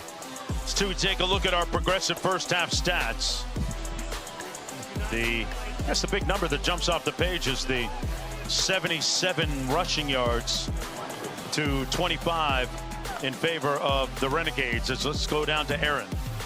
Hey, fellas, talked to Coach Jim Turner before the halftime, and obviously we're going to talk about the quarterback position because they flip-flopped this season. Really happy with EJ Perry's performance there in the first half. Just wants to see a little bit more consistency, especially the throws to the outside. The key is you got to let it go early, and you have to throw it further to the outside. So if he's able to do that in the second half, look for him to be the quarterback here in the third and fourth quarter. Cole, over to you. Talked to Bob Stoops and listened to him in the locker room. His message to the team essentially, be more consistent and cut down on the self-inflicted wounds, including by the coaching staff, where they received a penalty just before the half. It'll be enforced here coming out in the second half, but he wants to find a little more balance, a little more consistency on offense, and said some of the penalties and giveaways are just plays that are going to kill his football team if they continue to do it here in the second half. All right, and we'll take a look for those trends as we listen into some of the best sounds from the first half. Little NBA playoffs today, too. What was that? Little NBA playoffs today, too. For sure. 1, 2, 3. Zip it. And then the ref comes up, he goes, who came up with that? That looked good. I go, this guy right here. 69. Number 69. Nice, baby. Oh, God, he got a touchdown. Hey, what was it? What was it? Hey, there's no way that took 5 seconds to run this far and then get all the way down there. There's no way. I thought there was 10 seconds left at that time. Coach Turner. I tell you what, he is as authentic as you will find on the sidelines in this league. His post-game address to his team last week after their overtime win was as good as it gets inside a football locker room. Meanwhile, as we circle back with some of the trends, I want to know what's in that cup.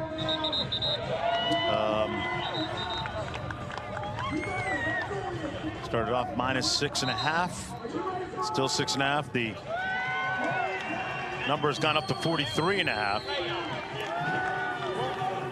I wonder what has made the number, the over-under number, tick up a little bit to 43.5. We're at 21 right now, so it feels like we've sort of right on track. Weather, maybe? Thought there was going to be bad weather, Roddy, and now it's possible. Been okay? Must not have watched the first half, the offensive futility, but... See, Cole just jinxed us. There's going to be lightning in the next 5 minutes. Not like you have to be worried about it. That's true. Skies have remained a little bit overcast, mostly overcast. A lot better than it was early this morning. As Arlington will return the ball, this is Price. And Price saw a little alley down the sidelines and makes it beyond the 40. He'll be marked out of bounds at the 41-yard line, 1st and 10 from there for Perez. From Texas A&M Commerce, completing 7% of his passes on the season. What happened? And it's sort of been typical Arlington offensive passing game. A lot of stuff underneath haven't actually taken as many shots down the field to the outside as they did a week ago, where they went to Tyler Vaughns a number of times. Vaughns had a quick start to the game. She heard the announcement, the 15-yard penalty not assessed on the kickoff because of the way they do kickoffs, so assessed on the result of the return. But Arlington hasn't pushed the ball down the field as much. We'll see if they try and get back to that some with Tyler Vaughns at some point in the second half.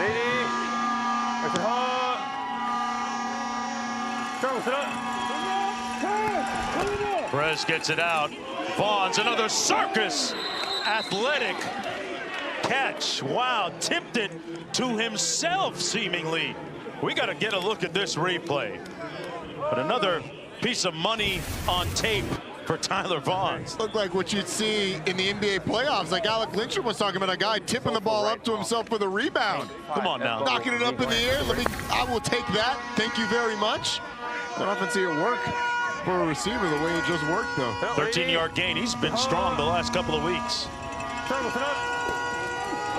Remember, the over-under on his receiving yards was 49.5, so he has hit the over. And who took that again? It was you.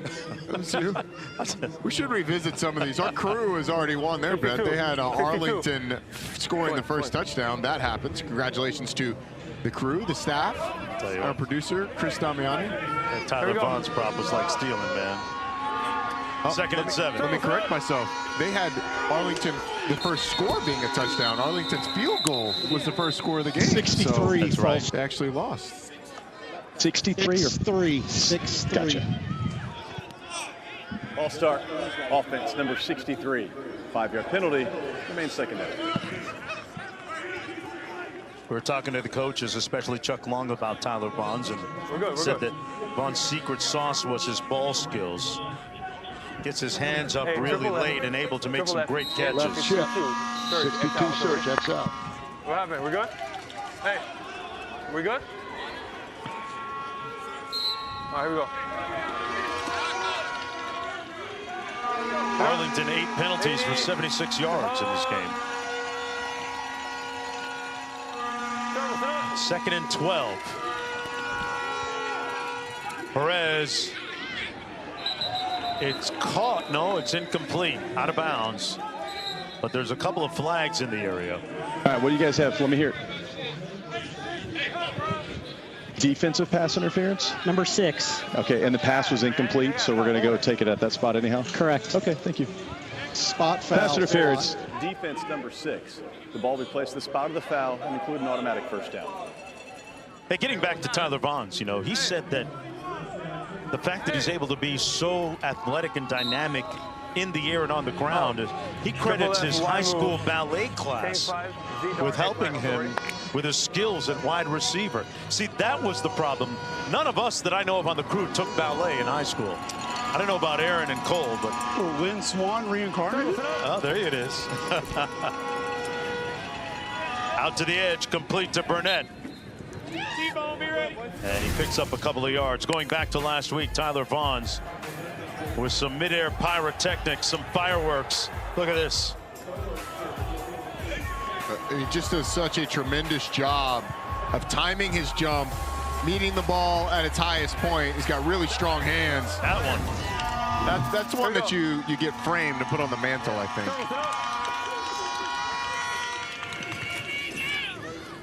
Up the middle, brought down at the 47-yard line. That's Hunter.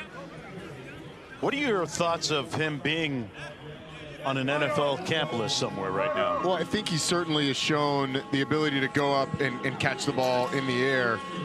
The thing is, in the NFL, corners are longer and more athletic.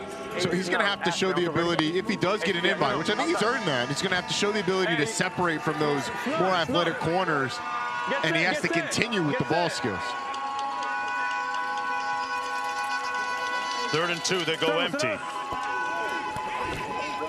On the slant, broken up nicely on the corner. Lance Boykin got a hand in there and knocked it away, setting up a 4th and short. He's talking his stuff, too, to the wide receivers. Yeah, and Lance Boykin just sits knowing that it's going to be a quick breaking route. Which way is it going to go? Where do I need my break to be? Reads it all the way, drives on the football, forces the incompletion. Marquette King, the leading rusher today for Arlington, coming into punt. Punting is his usual, normal vocation. What was his rushing total coming into the game? Ask Aaron that one. Yeah. 0.5 probably. Yeah, he got 36 when it counted, though. His decline remains 4th down. They'll push it back a few yards to the it'll be decline. I love that strategy there from Memphis, saying penalized obviously for getting that ball out of bounds towards the pylon, making it a little bit harder for Marquette King. Yeah. See what he does with this opportunity. High, towering end over end punt. And Karam's into the end zone. It'll come back out. 43-yard punt. Now we got a flag down though. Back at the 46. Let's find out what that's about.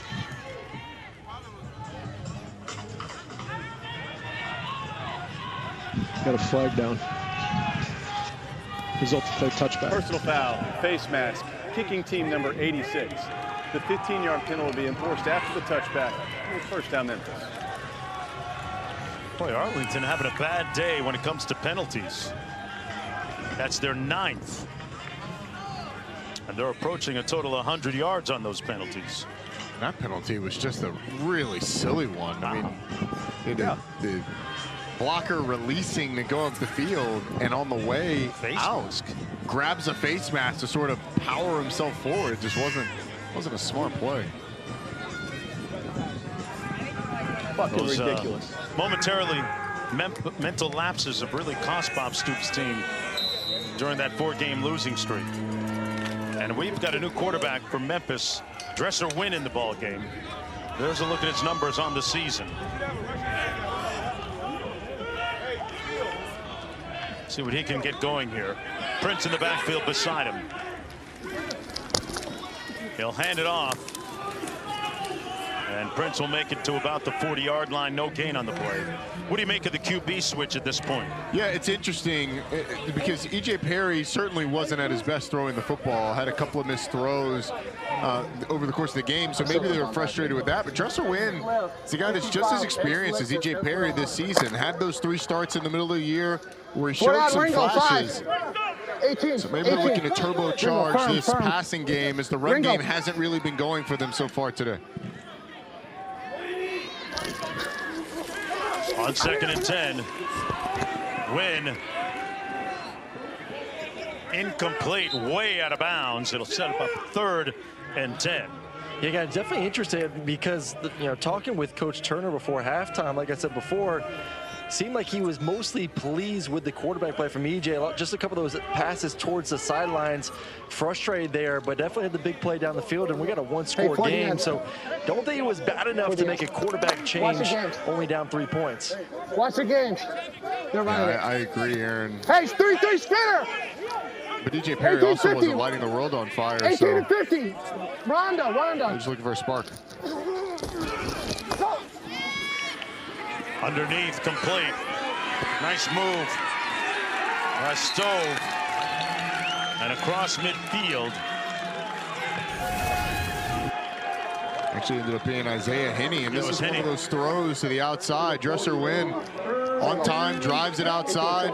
Good separation by Henney, and then the ability to make people miss in the open field. He's one of the most dynamic players on the field when he's there. On the counter. We got a flag down. Prince goes down after holding 74. Short gain.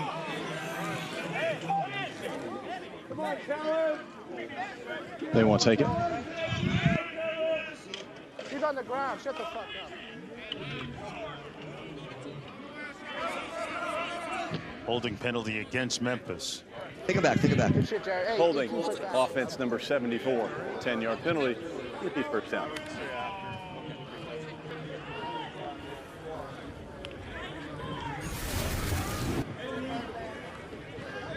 Right there on the edge. It's Kellen Deesh.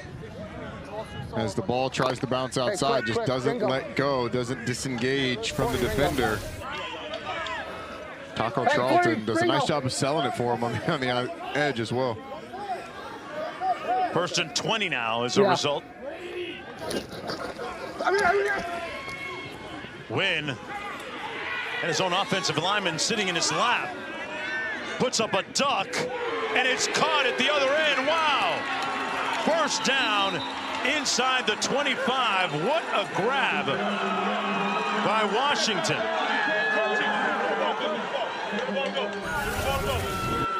That thing hung up there for a while, Roddy. It did, and it looked like this thing had no chance. Isaiah Washington just says, hey, throw it up, puts his arm in the air, and Dresser Wynn does. And let's just say it didn't look like anybody would have intended it, but Washington battles back for the football. Prince with a run on with the left side after that 37-yard catch and run. That was just a really good job by Isaiah Washington of not giving up and battling for the football. I mean, the ball was in the air. Thought that ball is mine. Let me attack it, and was rewarded for it. Former Rutgers star there on the sidelines from Jacksonville, Florida. Spent a little time with the Ravens in the NFL, 2nd and 8. Blitz off the edge. Wynn gets it out. Finds his man down at the 10-yard line. Jalen Jackson with a little bit of yardage. And the early returns on Dresser Wynn are pretty good. The offensive line slides this way, so you get a free rusher off the edge. And Dresser Wynn does a nice job of just delivering the ball before the rusher is able to get there. That's good awareness by the quarterback. You can hear at the line of scrimmage the call, the lucky call. Offensive line goes to the left. Quarterback has to worry about anything coming off that right side. Wynn sees it, delivers the ball. And this Memphis offense, after the quarterback change through the air, starting to get a little going there. I'll tell you, Roddy, that one has changed. It was Ray and Lou back in my day. Not lucky. Not lucky. What would it be to the right if you think left is lucky? Rocky. Yeah, there you go. You can't have it sound that similar. It does. Yeah. Too easy for the tackles to come in there with excuses on Monday morning. He didn't make the call.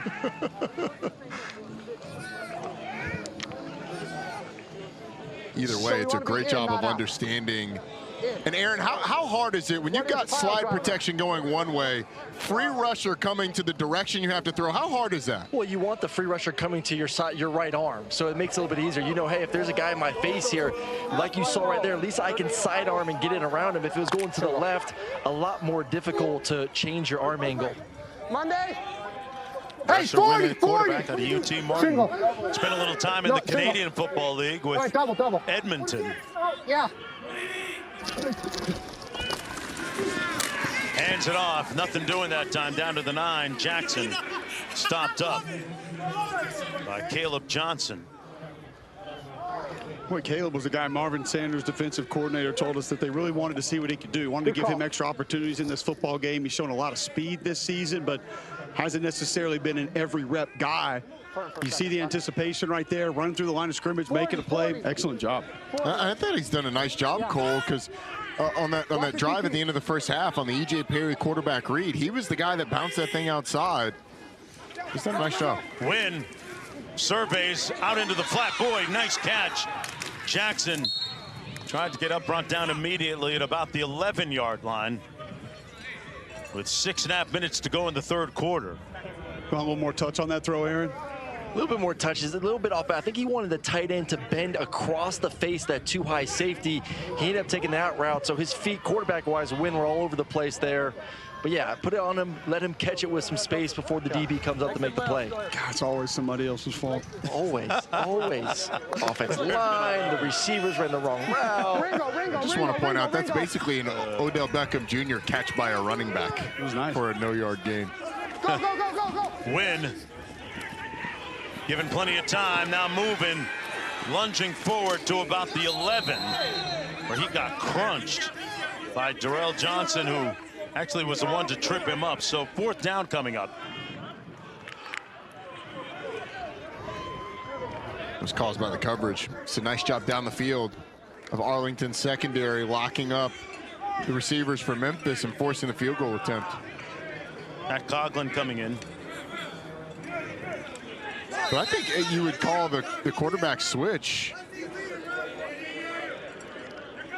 The early returns on the quarterback switch would be that it was a positive move. Put a little life into this offense. It stalled out once they got it to the 10-yard line, but going to get at least a field goal attempt out of it. Coughlin from 29 straight away. Notch the game at 12 apiece. Of course, Memphis has 2 wins this year, both in overtime. No strangers to extra football. Back after this.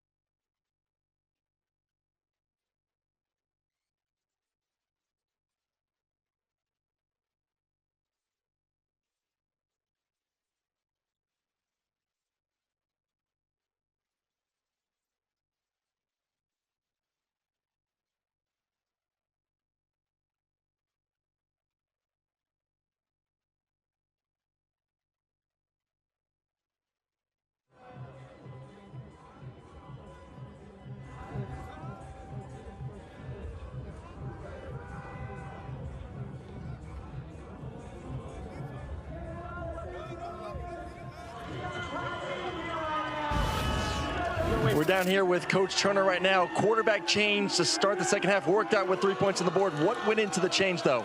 I just needed to fire up the offense, you know. I just felt like a change was needed to fire up the offense.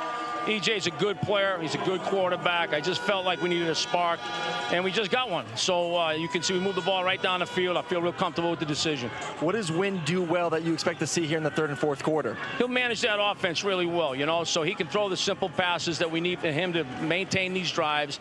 We've got to run the football better, but he'll lead that team right now, and that's what I need from him. I appreciate it, Coach. Good decision to start the second half off. Tied at 12 here with 5:12 to go in the third quarter. From the 5-yard line, Carlton Johnson on the return for the Renegades, looking for a crease and brought down at the 23-yard line. Hey, the crown jewel of Formula One season is here, folks. The Monaco Grand Prix comes your way tomorrow morning here on ABC. Coverage starts at 7:30 a.m. Eastern, leading up to the race at 9. Monaco Grand Prix. That's your crowd, Roddy, right? Yeah, you know it. Lando Norris on pole. Hey, man, that's the Lando. Mandatory 2 pit stops in the Monaco Grand Prix this year. Trying to shake things up with strategy. We'll see who does what tomorrow. But let me tell you. Hit me. F1 is my vibe, but the Monaco Grand Prix is very much your vibe. Hey, man, I went to Monaco once. A beer cost me $30. I was out of there. Surprised they have beer. Who's the better Lando? Who's the better Lando, Norris or Calrissian? Great question. I think you got to go with Calrissian right now until Lando wins a world championship. Until Lando Norris does. There's Jones on the run. I mean, Calrissian did fool Bob Jabba the Hutt. I mean, that's got to count for something. Yeah. And Lando Norris, you know, he's got that rivalry with Max Verstappen, you know, kind of like the Lando Cal. He just needs, I think Lando Norris needs a Han Solo to kind of roll with. Doesn't Lando need to beat his own teammate right now, too? Correct. Yeah, Oscar Piastri. Calrissian could not beat Solo. Just couldn't happen. Downfield, Perez launched and caught. There's a flag down.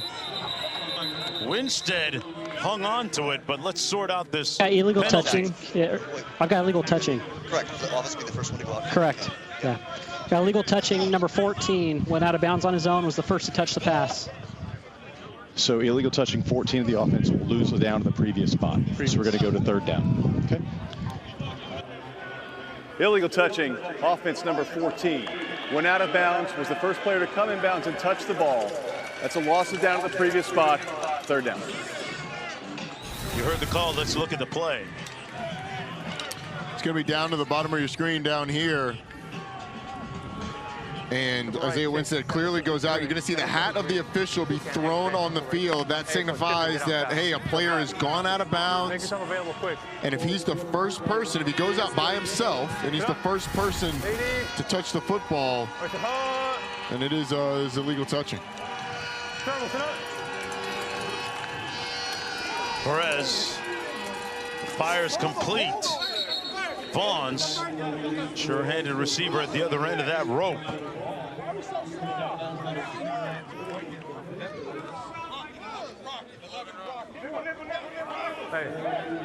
Tell you what, there was a lot of cushion at the top of that route created by Tyler Vaughn's. 10-yard gain on the play, but let's see if it's enough.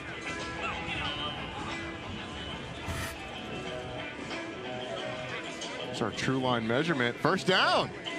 I think that's by a couple chain links. Love to see technology at use. I kind of miss this scenario. I kind of miss the guys bringing the chains out. The drama of the whole thing, bringing them out. Is going to be long enough, not. I'm with Roddy on that one. And you stretch it out, he plunks it on the ground, and you see just by 2 links of a chain. First down, I'm completely just kidding. It takes way too much time for those guys to get out Let's there. use all those laser beams and technology we got. First down and 10.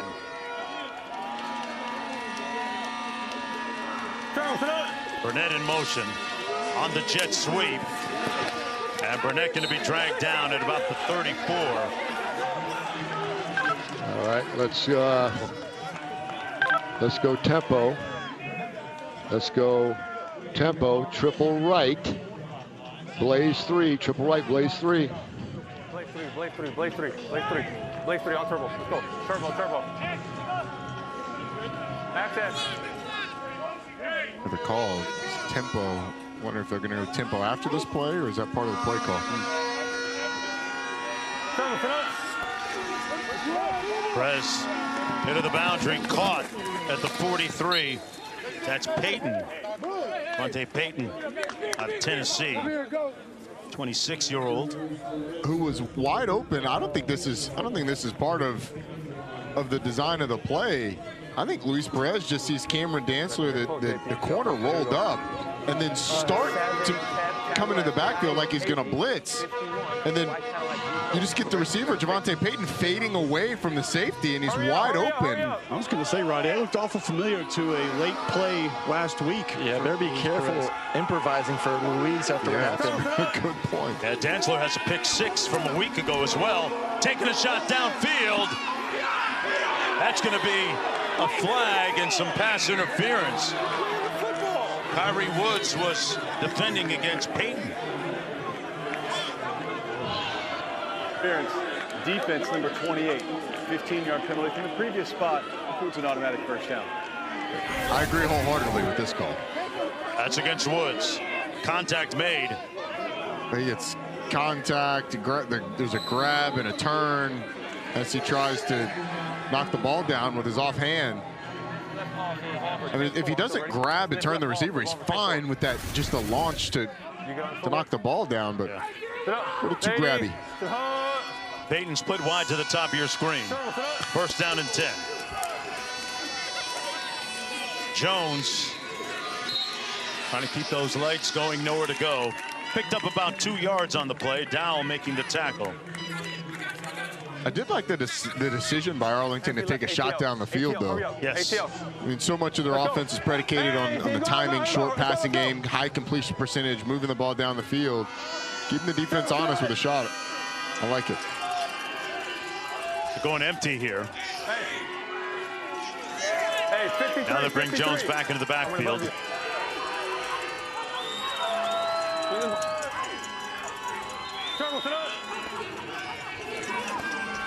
Perez got a man wide open. Bonds stays in bounds and flips out. Literally touchdown.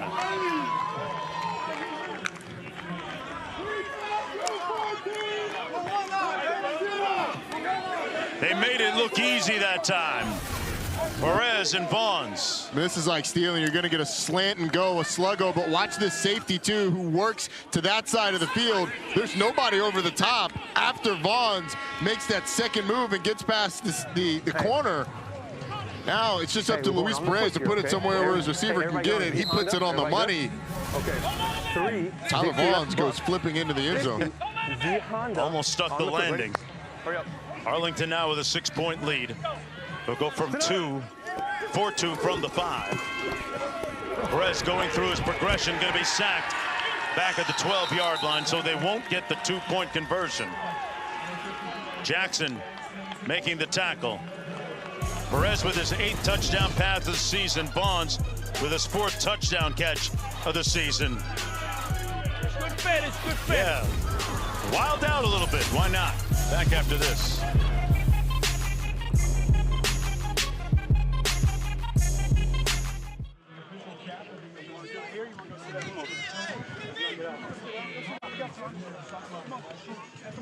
Hey, man, you going to put the graphic up that your man's here hit that bet? Should have gone touchdown, too.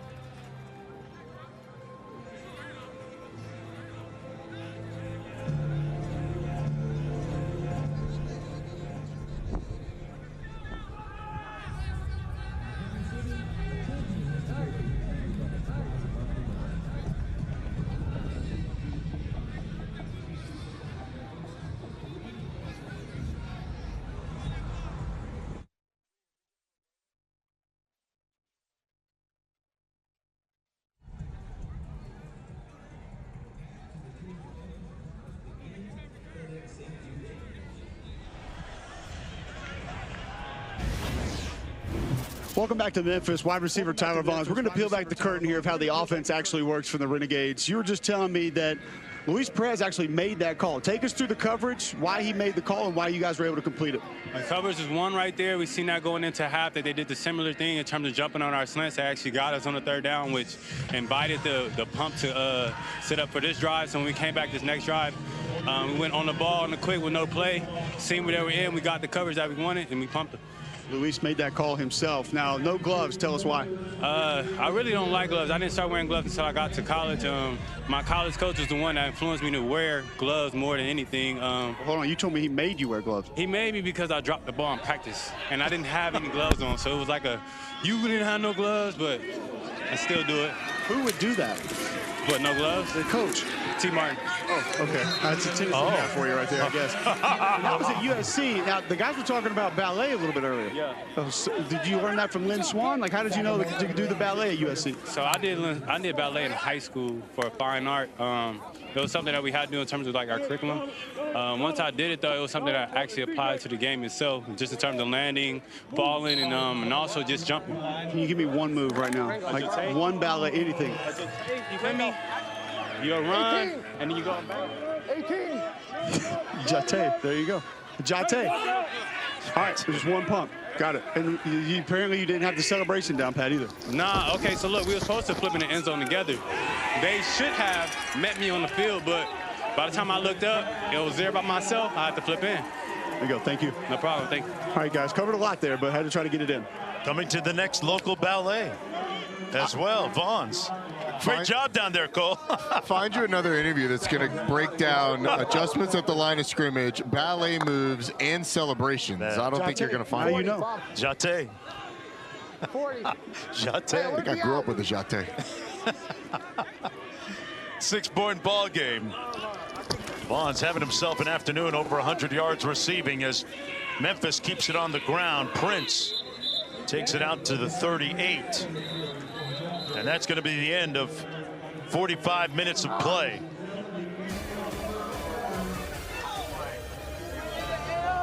Back with the final 15 minutes from Memphis. Right after this break. Two legends unite. Focus! Welcome to the Marco's Pizza Dojo. Some train, others are handcrafted. Limited time only. Enjoy the Pepperoni Magnifico for $9.99 and see Karate Kid Legends exclusively in theaters. Before the fourth quarter, we have more coverage presented by Marco's Pizza. And there's a look at the starting quarterback now. Didn't start the game. E.J. Perry began the contest. Dresser Wynn took over in the third quarter with pretty good results. It's been a low possession second half, though, as Memphis only had one time with the football in that third quarter. I mean, Dresser Wynn went right down the field. You can look at the two quarterbacks that have played for Memphis today. E.J. Perry had what I would call an okay half. A couple throws missed. Got sacked a couple times, but Dresser Wynn was really efficient on that last drive. The big thing for Memphis is coming off of a week where they had 153 yards rushing a week ago, only 27 here today. Average 5.9 per carry a week ago, 1.7 so far today. So the quarterbacks have really had everything on their shoulders. Meanwhile, Tyler Vaughn's has had himself a day in a contest, remember, where neither of these teams are going to the postseason. An opportunity to get paid perhaps by a team in the NFL. He's certainly putting some good clips on his highlight reel today. It's been really fun to watch. This was on this slant and go. Also had one that he tipped up to himself earlier in the game. Roddy, he almost did that Jate when he caught the ball in the touchdown reception there. A little half Jate. A half tay? I'm getting Jate in every broadcast I do. Yeah. You have to. You have to. Look at that guard pull around the corner. A little Jate before There's no way you're using Jate with a guard. I will get it in. I'm sure you will. Total yardage-wise, I mean, look at what the Showboats have done. Only 12 plays in opposing territory. Our thanks to Marco's Pizza for giving us more coverage We'll be back in 15 seconds. Two legends unite. Focus! Welcome to the Marco's Pizza Dojo. Some train, others are handcrafted. Limited time only. Enjoy the Pepperoni Magnifico for $9.99 and see Karate Kid Legends exclusively in theaters. 3rd and 1 coming up from the 38-yard line. A pretty entertaining football game so far this afternoon, and at one point we weren't sure what time we're actually going to have an opportunity to kick off.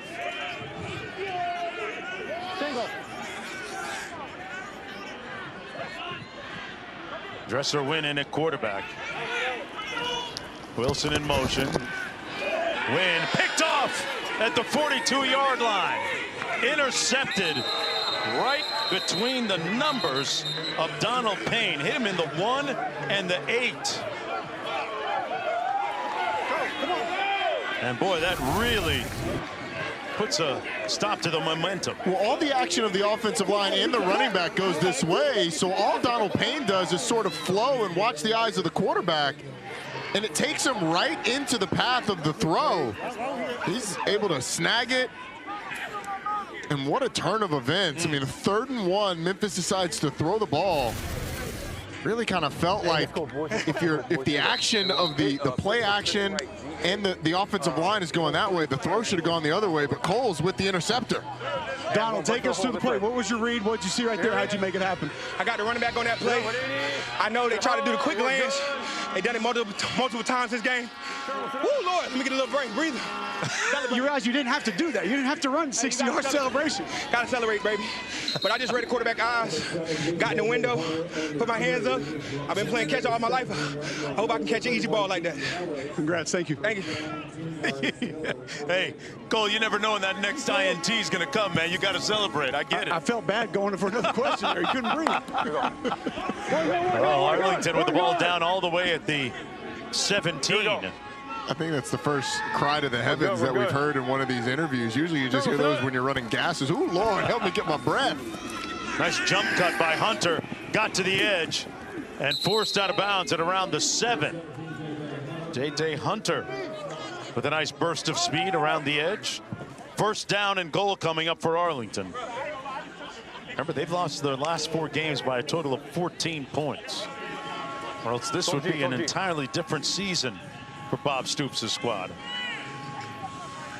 Yes, it would. It's kind of a season of what ifs for this Arlington team.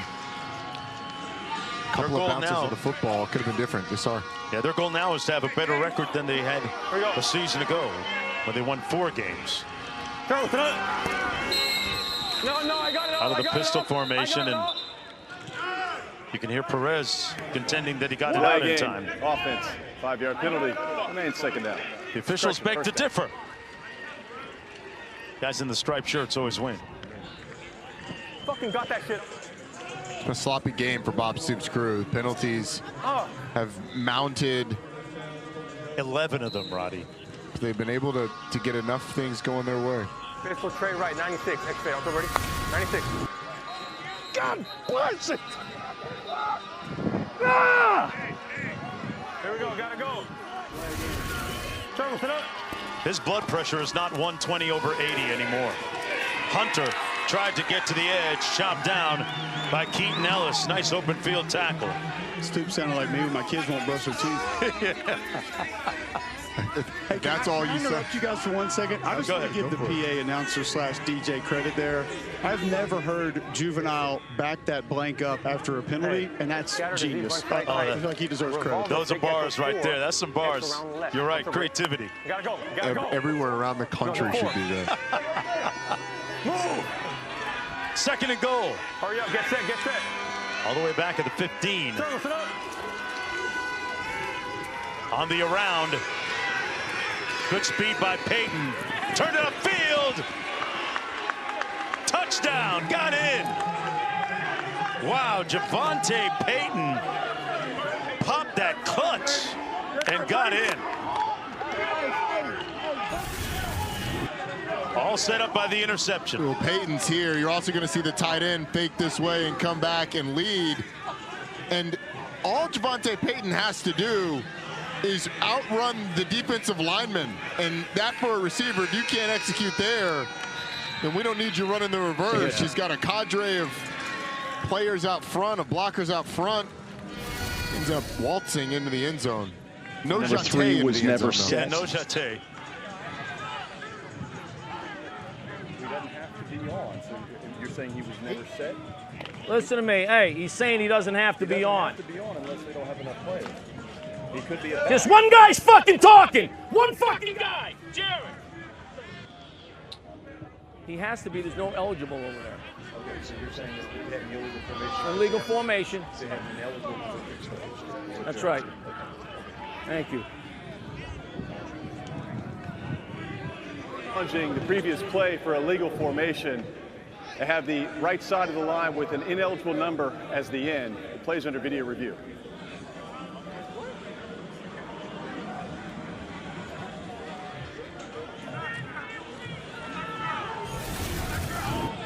Well, they're challenging. All right, so what they're saying is that Tyler Vaughns, who's over here, is off the line of scrimmage, which it does appear that he's not in. There's the line of scrimmage, and when the receiver is on the line of scrimmage, usually he's a little bit further forward. And so it does look like he's lined up in the backfield. Now, that would be okay if this guy had reported eligible and this player was on the line of scrimmage as well.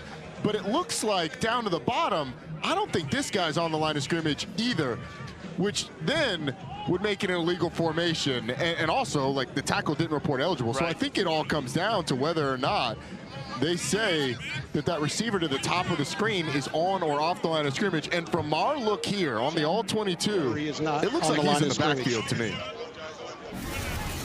So you think it's a successful challenge? So I think it's going to be a successful challenge. On the line of scrimmage. Well, Coach Turner was very emphatic about his point. Yeah, so Marvell, go ahead.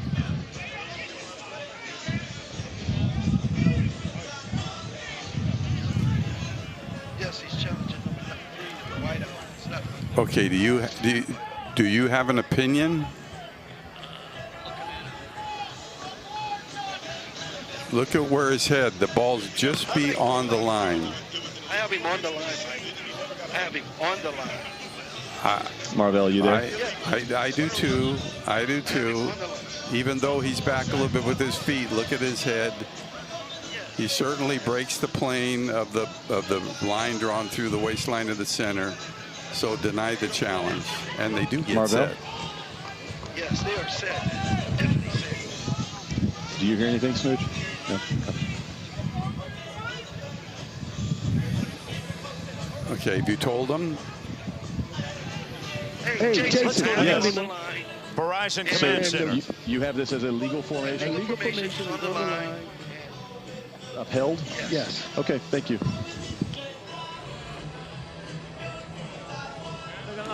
After video review, the ruling on the field is upheld. Memphis is charged a timeout and loses their challenge for the game. The result of the play is a touchdown. So the determination, you can hear the explanation. Mike Pereira felt like the helmet of Javonte Payton was breaking the plane of a line drawn through the waist of the center. And that's why you get a little bit staggered on the offensive line.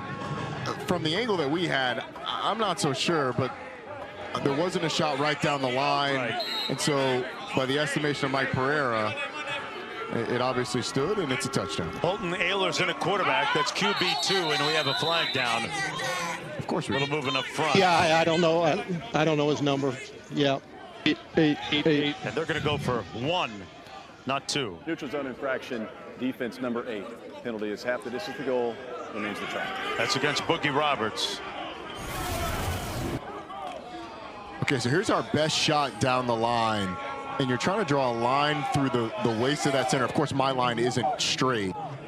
But I guess the helmet of Javonte Payton is probably touching the back part of that line. Close. Yep. It's very close. And look, when you just look at the formation, it does look very much like an illegal formation. Going for 1. And They won't get into the end zone. Jones didn't get enough of help up front. So it remains 24-12 with 12:50 to go in the game. Bob Stoops' team with a little bit more breathing room when we return to Memphis.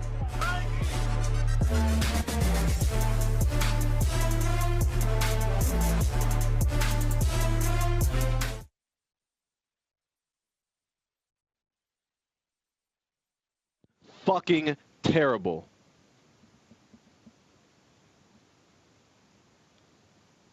They're a sorry excuse for professional officials. They're so bad.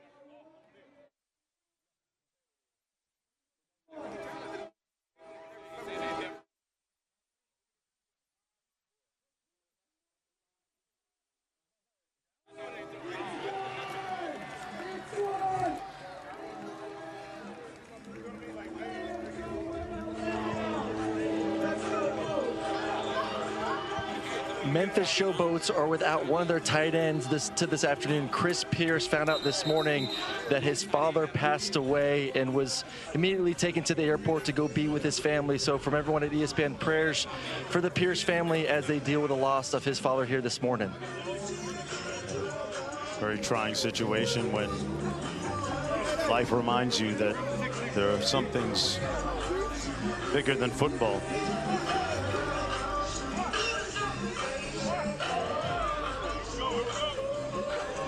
Arlington leading by 12. Plenty of time to go.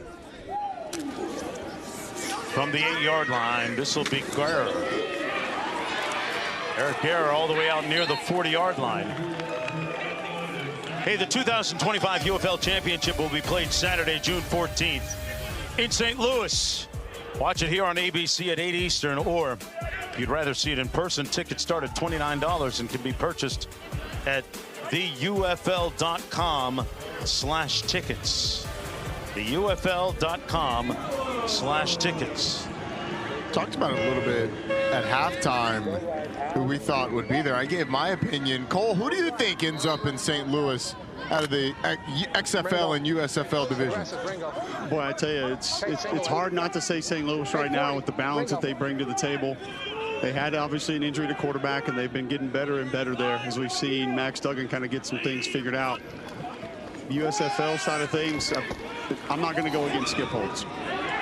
And that's a great delivery on target, but knocked away at the last second by Carlton Johnson. Great closing speed to knock it away from Davis. this is one that Dresser Wynn is going to want back because there's no safety in the middle of the field. It ends up one-on-one, and his receiver has 2 or 3 steps on the defender. And if Dresser Wynn puts it out there a little bit more, it's probably a waltz into the end zone, maybe a jeté into the end zone. Yes. But unfortunately for Dresser Wynn, leaves it a little short. It's knocked down. It seems like the theme for quarterbacks today is just everything seems to be a tad bit late. Wynn won't have a chance to throw on this one. Sacked back at the 31-yard line. Accept the pressure. 9 bars. Been one of the pleasant surprises for that Arlington defense. He just uses his hands to shed the guard. I mean, he just shucks him to the side. He's able to get into the backfield and bring down the quarterback. It's nice power, and that is one of those situations where Dresser Wynn would have hoped that the rush would have been a little later. It had some time. 3rd and 16. That was the 3rd sack today for the Renegades. Go, go, go, go, go, go. Wynn, some backside heat and took it, put it on the ground. Recovered, though, by Memphis.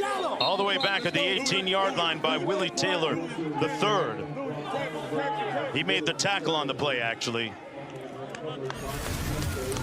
Boy, Taylor's been involved a lot today. Another big play. And it's Chris Odom that causes this because of his excellent rush off the right side of that offensive line. And Dresser Wynn then has to move up in the pocket and then starts to scramble. Willie Taylor ends up knocking the ball out, and they're lucky it's recovered by one of the offensive linemen. He was in on an impactful play a little bit earlier today. Yeah, he was, but how big is that underthrow, that late throw down the field by Dresser Wynn that could have been a touchdown after 2 negative plays? Here's the punt. It bounced off of a Memphis player forward. Going to be interesting to see what the officials do with this. Should hit the helmet back to the spot where it hits the helmet of the Memphis player. Yeah, first touch. Hit him right on the dome. Yeah. I've got it right here. My bet is on the. Do we want a media here? Minus 49. Minus 49. Minus 49. Rolling as the ball was first touched by the kicking team at the 49-yard line. Spotted back at the 49-yard line. 34-yard punt. That's the net. Let's go downstairs. Coach Stoops, we talked to you in meetings this week about your defensive line, what they've been this year, how much they've meant. Showing all of that here today. Yeah, they've really been strong, getting pressure to the quarterback, being great against the run game. Hopefully we could finish this out. Anything else we need to know about Tyler Vaughns? He's had another amazing day for your wide receiver today. Yeah, he's special. He just has such a knack to go up and get the football. Do you know what a jeté is? A jeté? No, I don't.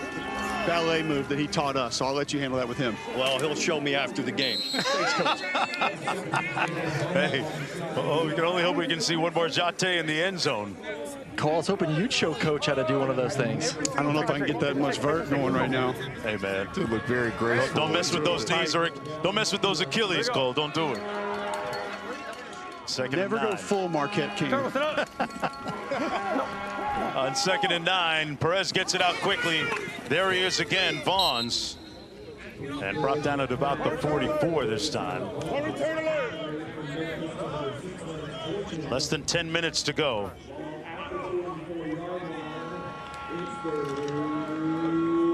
Roddy, I'm interested to hear from you quickly. We got Michigan-Birmingham today. Starting quarterback for Michigan not going to play. Which direction would you go in that division? Yeah, I go Michigan. I think getting Breland Speaks back defensively, and he's playing today. Getting Breland Speaks back is going to be huge for him. And then if you can get Bryce Perkins back and playing at the level that he has been really all season long, I like Michigan. But as you said, picking against Skip Holtz and that Birmingham crew, that's a tough thing to do. Yeah. So many of those guys have been in that spot, and it's so odd. Last year, recall we had Michigan, Birmingham, final regular season game, then the playoffs. This year we'll have Michigan, Birmingham, one more regular season game, then they'll meet in Birmingham in the first round of the playoffs again. Well, on the XFL side, I mean, you're going to have the two teams that are going to meet in the championship game, St. Louis and DC, meeting next week, and they're going to play in back-to-back weeks. Here's the punt by King. Couldn't get it to stop inside the 10-yard line. It caroms into the end zone with 8:41 to go in the fourth quarter. He's not worried right now, though. He had that nice 36-yard run on the fake. See if Memphis has any life when we come back.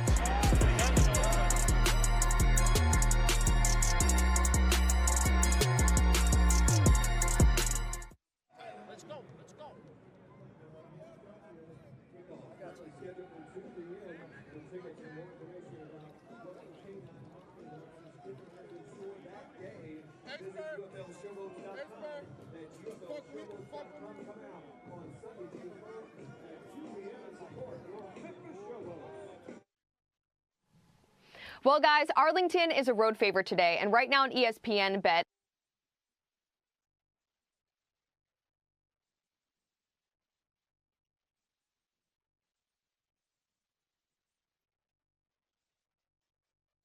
Tonight we got OKC versus Minnesota, Game 3, and there's many options that you have on ESPN Bet for some fun bets that you could place for tonight. One of those being a boosted market that I have for you guys under the Rollin' with Dolan tab, and that's going to be for Anthony Edwards to score the first basket. That's boosted for you guys at plus 625, which right now is the best price that you're going to find for this market across all sports books. And don't forget, guys, Minnesota's down 2 games, so they might be a little bit desperate here, and I think Anthony Edwards can score the first basket just like he did in Game 2.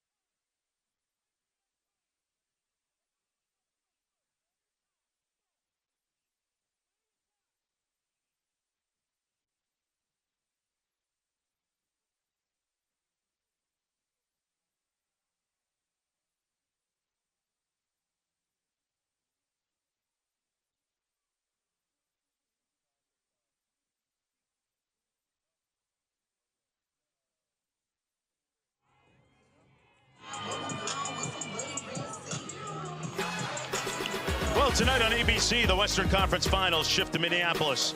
Timberwolves look to get back into the series while the Thunder could take a commanding series lead. Game 3 comes your way at 8:30 Eastern Time with NBA Countdown at 8 right here on ABC. Aaron Dolan has a little something for us. Tonight we got OKC versus Minnesota, Game 3, and there's many options that you have on ESPN Bet for some fun bets that you could place for tonight. One of those being a boosted market that I have for you guys under the Rollin' with Dolan tab, and that's going to be for Anthony Edwards to score the first basket. That's boosted for you guys at plus 625, which right now is the best price that you're going to find for this market across all sports books. And don't forget, guys, Minnesota's down 2 games, so they might be a little bit desperate here, and I think Anthony Edwards can score the first basket just like he did in Game 2. Okay, that sounds like a good one. You know why? I got some intel for you. Okay. You're not going to hear this anywhere else. His trainer, Chris Hines, has been showing Anthony Edwards film of the David Robinson Olajuwon year that David Robinson won the MVP, but was outplayed by Akeem. He wants Ant to take and play the role of Akeem, because we all know that Akeem tore up David Robinson, the MVP winner that year. Sure did. I'm going Wolves in 5. Okay. Well, it's got to be at least 6 now. That's 2-0. Oh, yeah. That Georgia Tech math didn't. Good point. No, it didn't. Unless you're going to know something I don't know. That pass incomplete, intended for Washington. Yeah, it feels like a little dire right now for Minnesota, but there's a look at some of the numbers in the fewest rush yards in a game this season. Ringo. 40. I mean, it's been tough for them to run the football, but they also have seemed to get away from it a lot. And maybe it's because of the amount of movement from this Arlington defensive line early in the game. Yeah, those guys up front have done a great job. That pass complete to Washington. But Bledsoe, Bars, Clark have been stout up front. Gain of 9 on that last play. Under 8 minutes to play.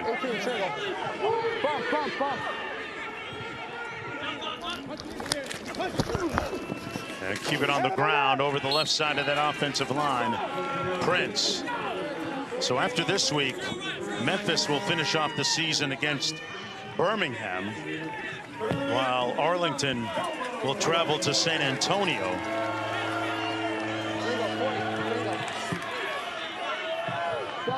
First down and 10.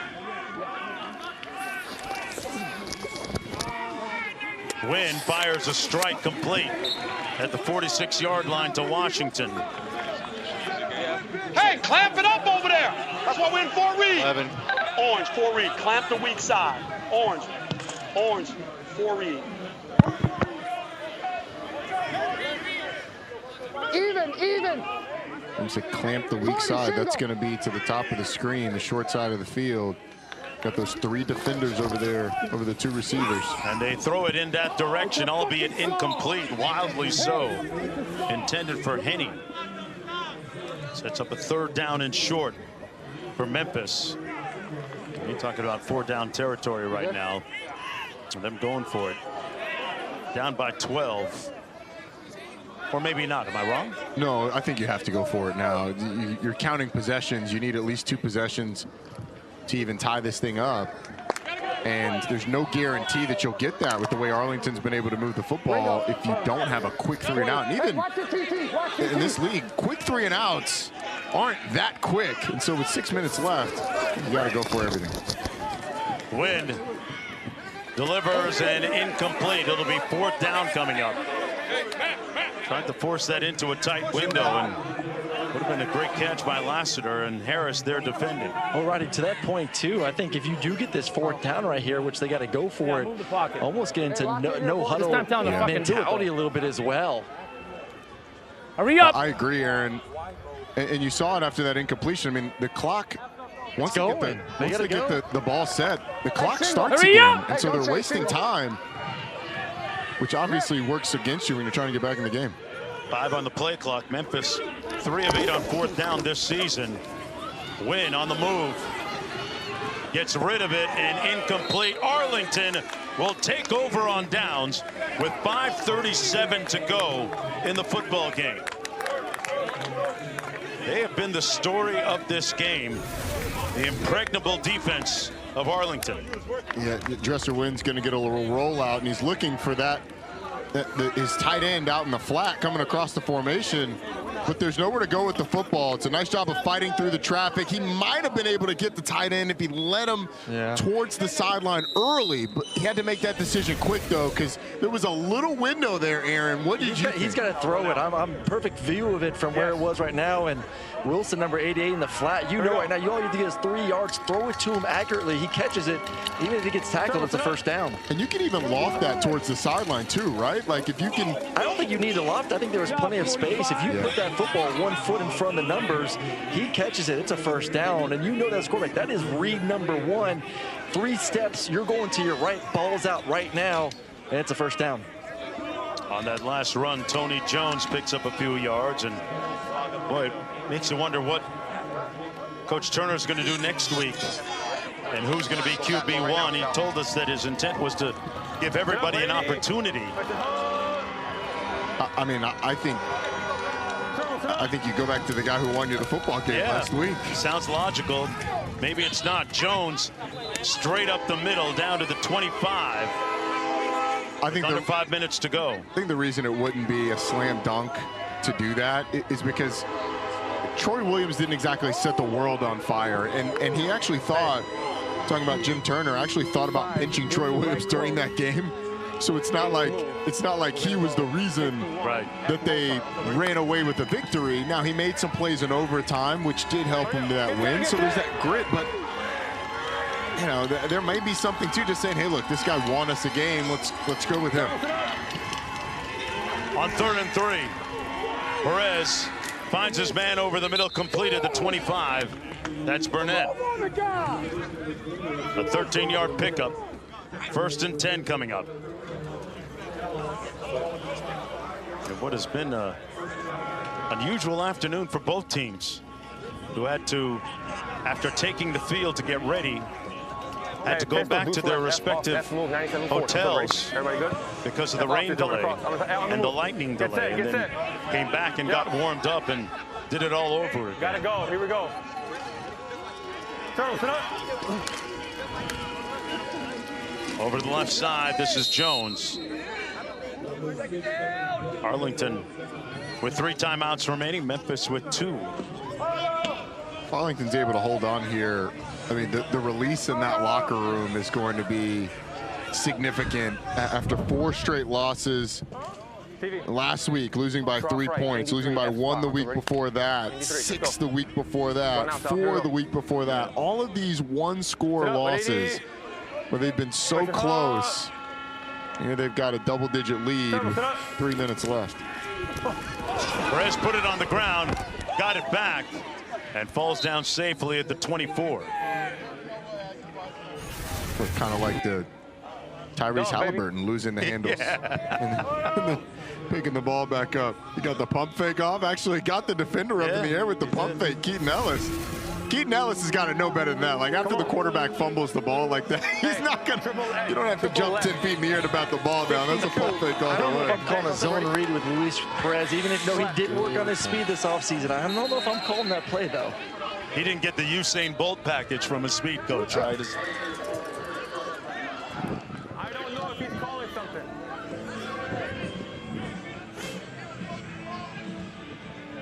Hey, when they get scratchy, I don't know if I can hear it or... See, you gotta tell me. Coach Stoops deep in thought on the sideline. Hey, right now, if you're Arlington, I mean, if you don't move the ball at all, you're going to have a 41-ish yard field goal attempt. That would make it a 15-point game. Still 2 scores, but a much more difficult 2 scores. Because you need conversions for that to even have them tied. So I would imagine you're telling your coaching staff to be pretty conservative with the play call here. A safe throw, because they're empty now. I don't think we're going to get a run. 5 wideouts.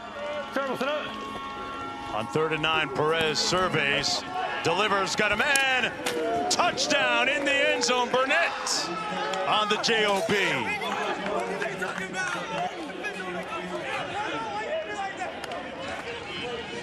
Deontay Burnett with his 3rd touchdown catch of the season.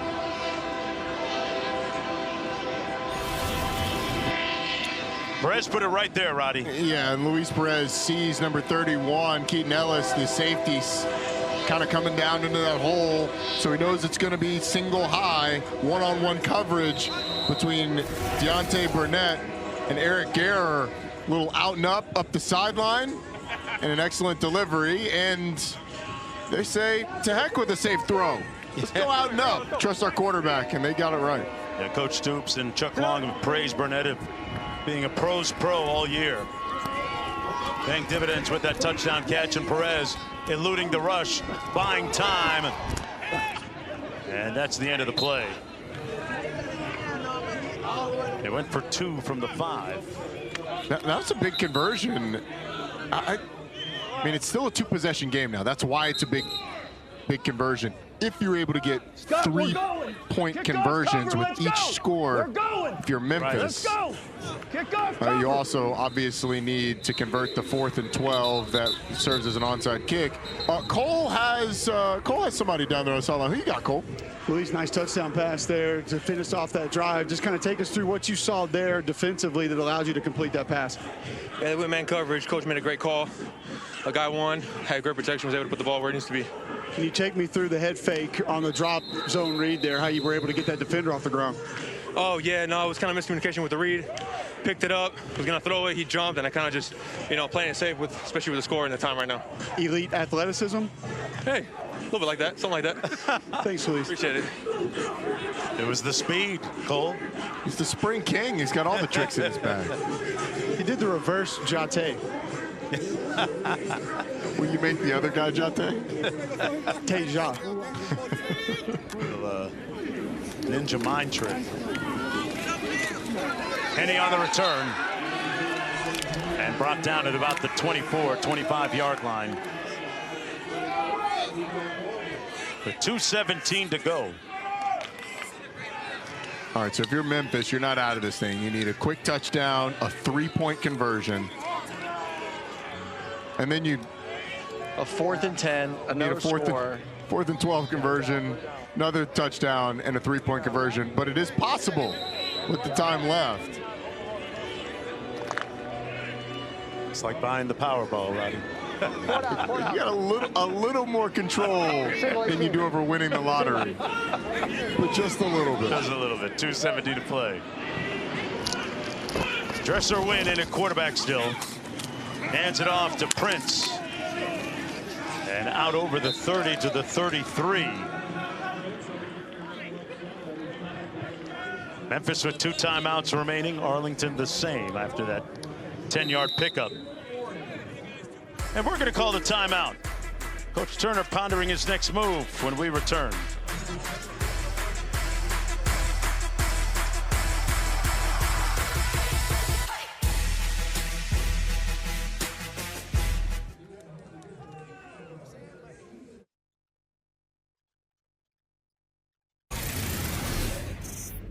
Because I was standing by the goalpost. You guys, your kickoff team come out, and it was bigger than my offensive line. Your kickoff team. I said, we're about to get drilled.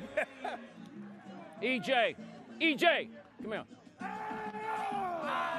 So you're obviously speaking for the offense today, right? Any penalties, all that stuff, right? You do all the talking. Yeah. All right. Yes, that's our ball. Good job, Sal. Good job, Sal.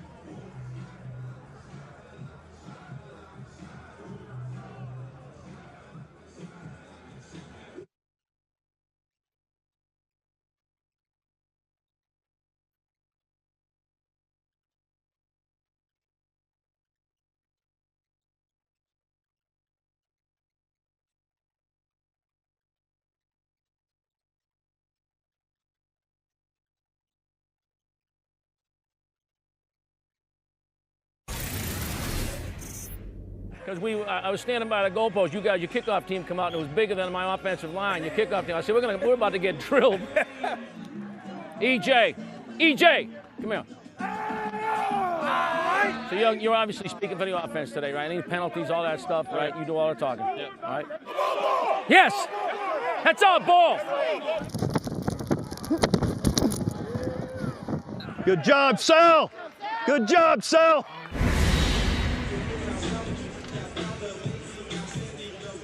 Back for the final 2 minutes. Arlington leading 30-12. Mark Jones, Roddy Jones, Will Kublik, and Aaron Murray down on the field. 18. Single. Memphis with the football, looking at 2nd down and 1. Run it out to the 34-yard line. That was Prince. All right, Memphis has got to go now. Memphis with 2 timeouts remaining.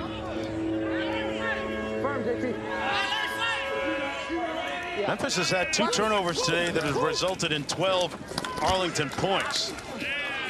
And there's going to be a sack back at the 35 by Bledsoe. Monty Bledsoe out of Oklahoma. Been one of the pleasant surprises of the season for Arlington. Missed all of last year. No sense of urgency right now by this offense. Right now, I don't think they've done the math like you did earlier. I think they're punting on the football game. It feels very much like they don't think they have a chance, Aaron. I mean, the amount of time that they've wasted since the 2-point convert, since the 2-minute warning. That pass incomplete. Not sure I saw anybody in the vicinity to make the catch. They're trying to set up a screen. Yeah. Oh, okay. And so you're trying to get the ball out to your running back, who's kind of impeded by about 600 pounds of man between he and the football. Those last 2 plays remind me of the 3 a.m. shift at Waffle House. Been there a time or two. Little disorganized. That pass incomplete at the 43-yard line, making it 4th down and 9. And obviously they'll go for it here. Coach Turner's team going to fall to 2-7. Barring a major turnaround. What's your game? TT last time? No.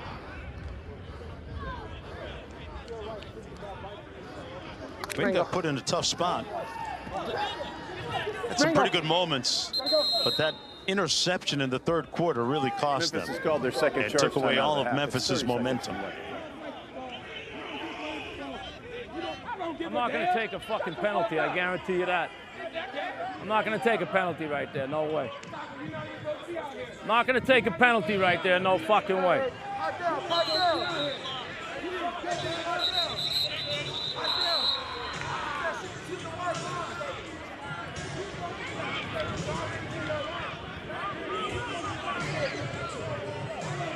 Jim Turner adamant about not taking the penalty on the 4th and 9.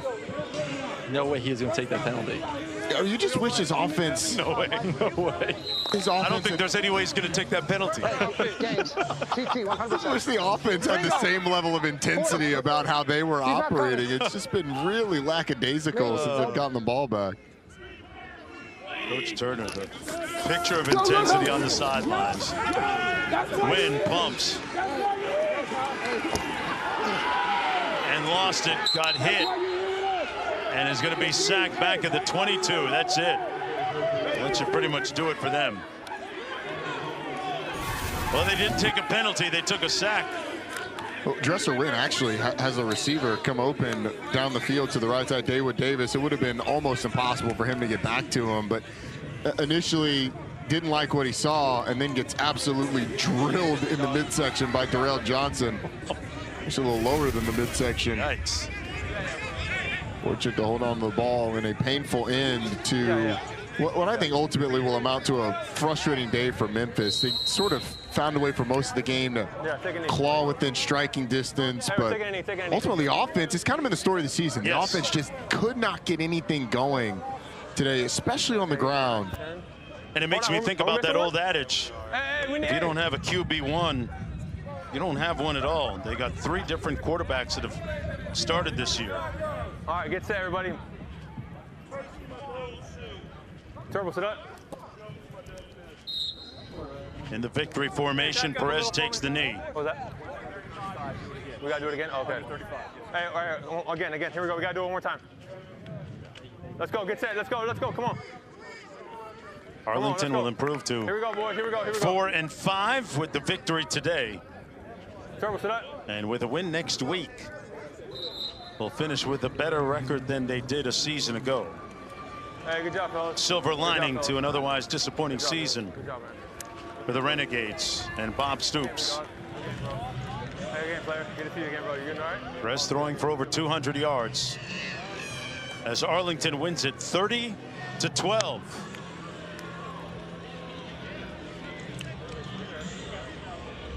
Bob Stoops will be proud of this team after 4 straight losses, getting back on the right side of things, bouncing back from a tough one last week to get the win. And you can tell so much still on the line for these players, trying to prove themselves, trying to prove that they deserve another shot in the NFL and make the most of their opportunity. Discerning eyes are always watching. Always. That'll do it. For Cole Kublik, Aaron Murray, Roddy Jones, and many talented people behind the camera you never get a chance to see. I'm Mark Jones saying so long from Memphis as the Renegades win it.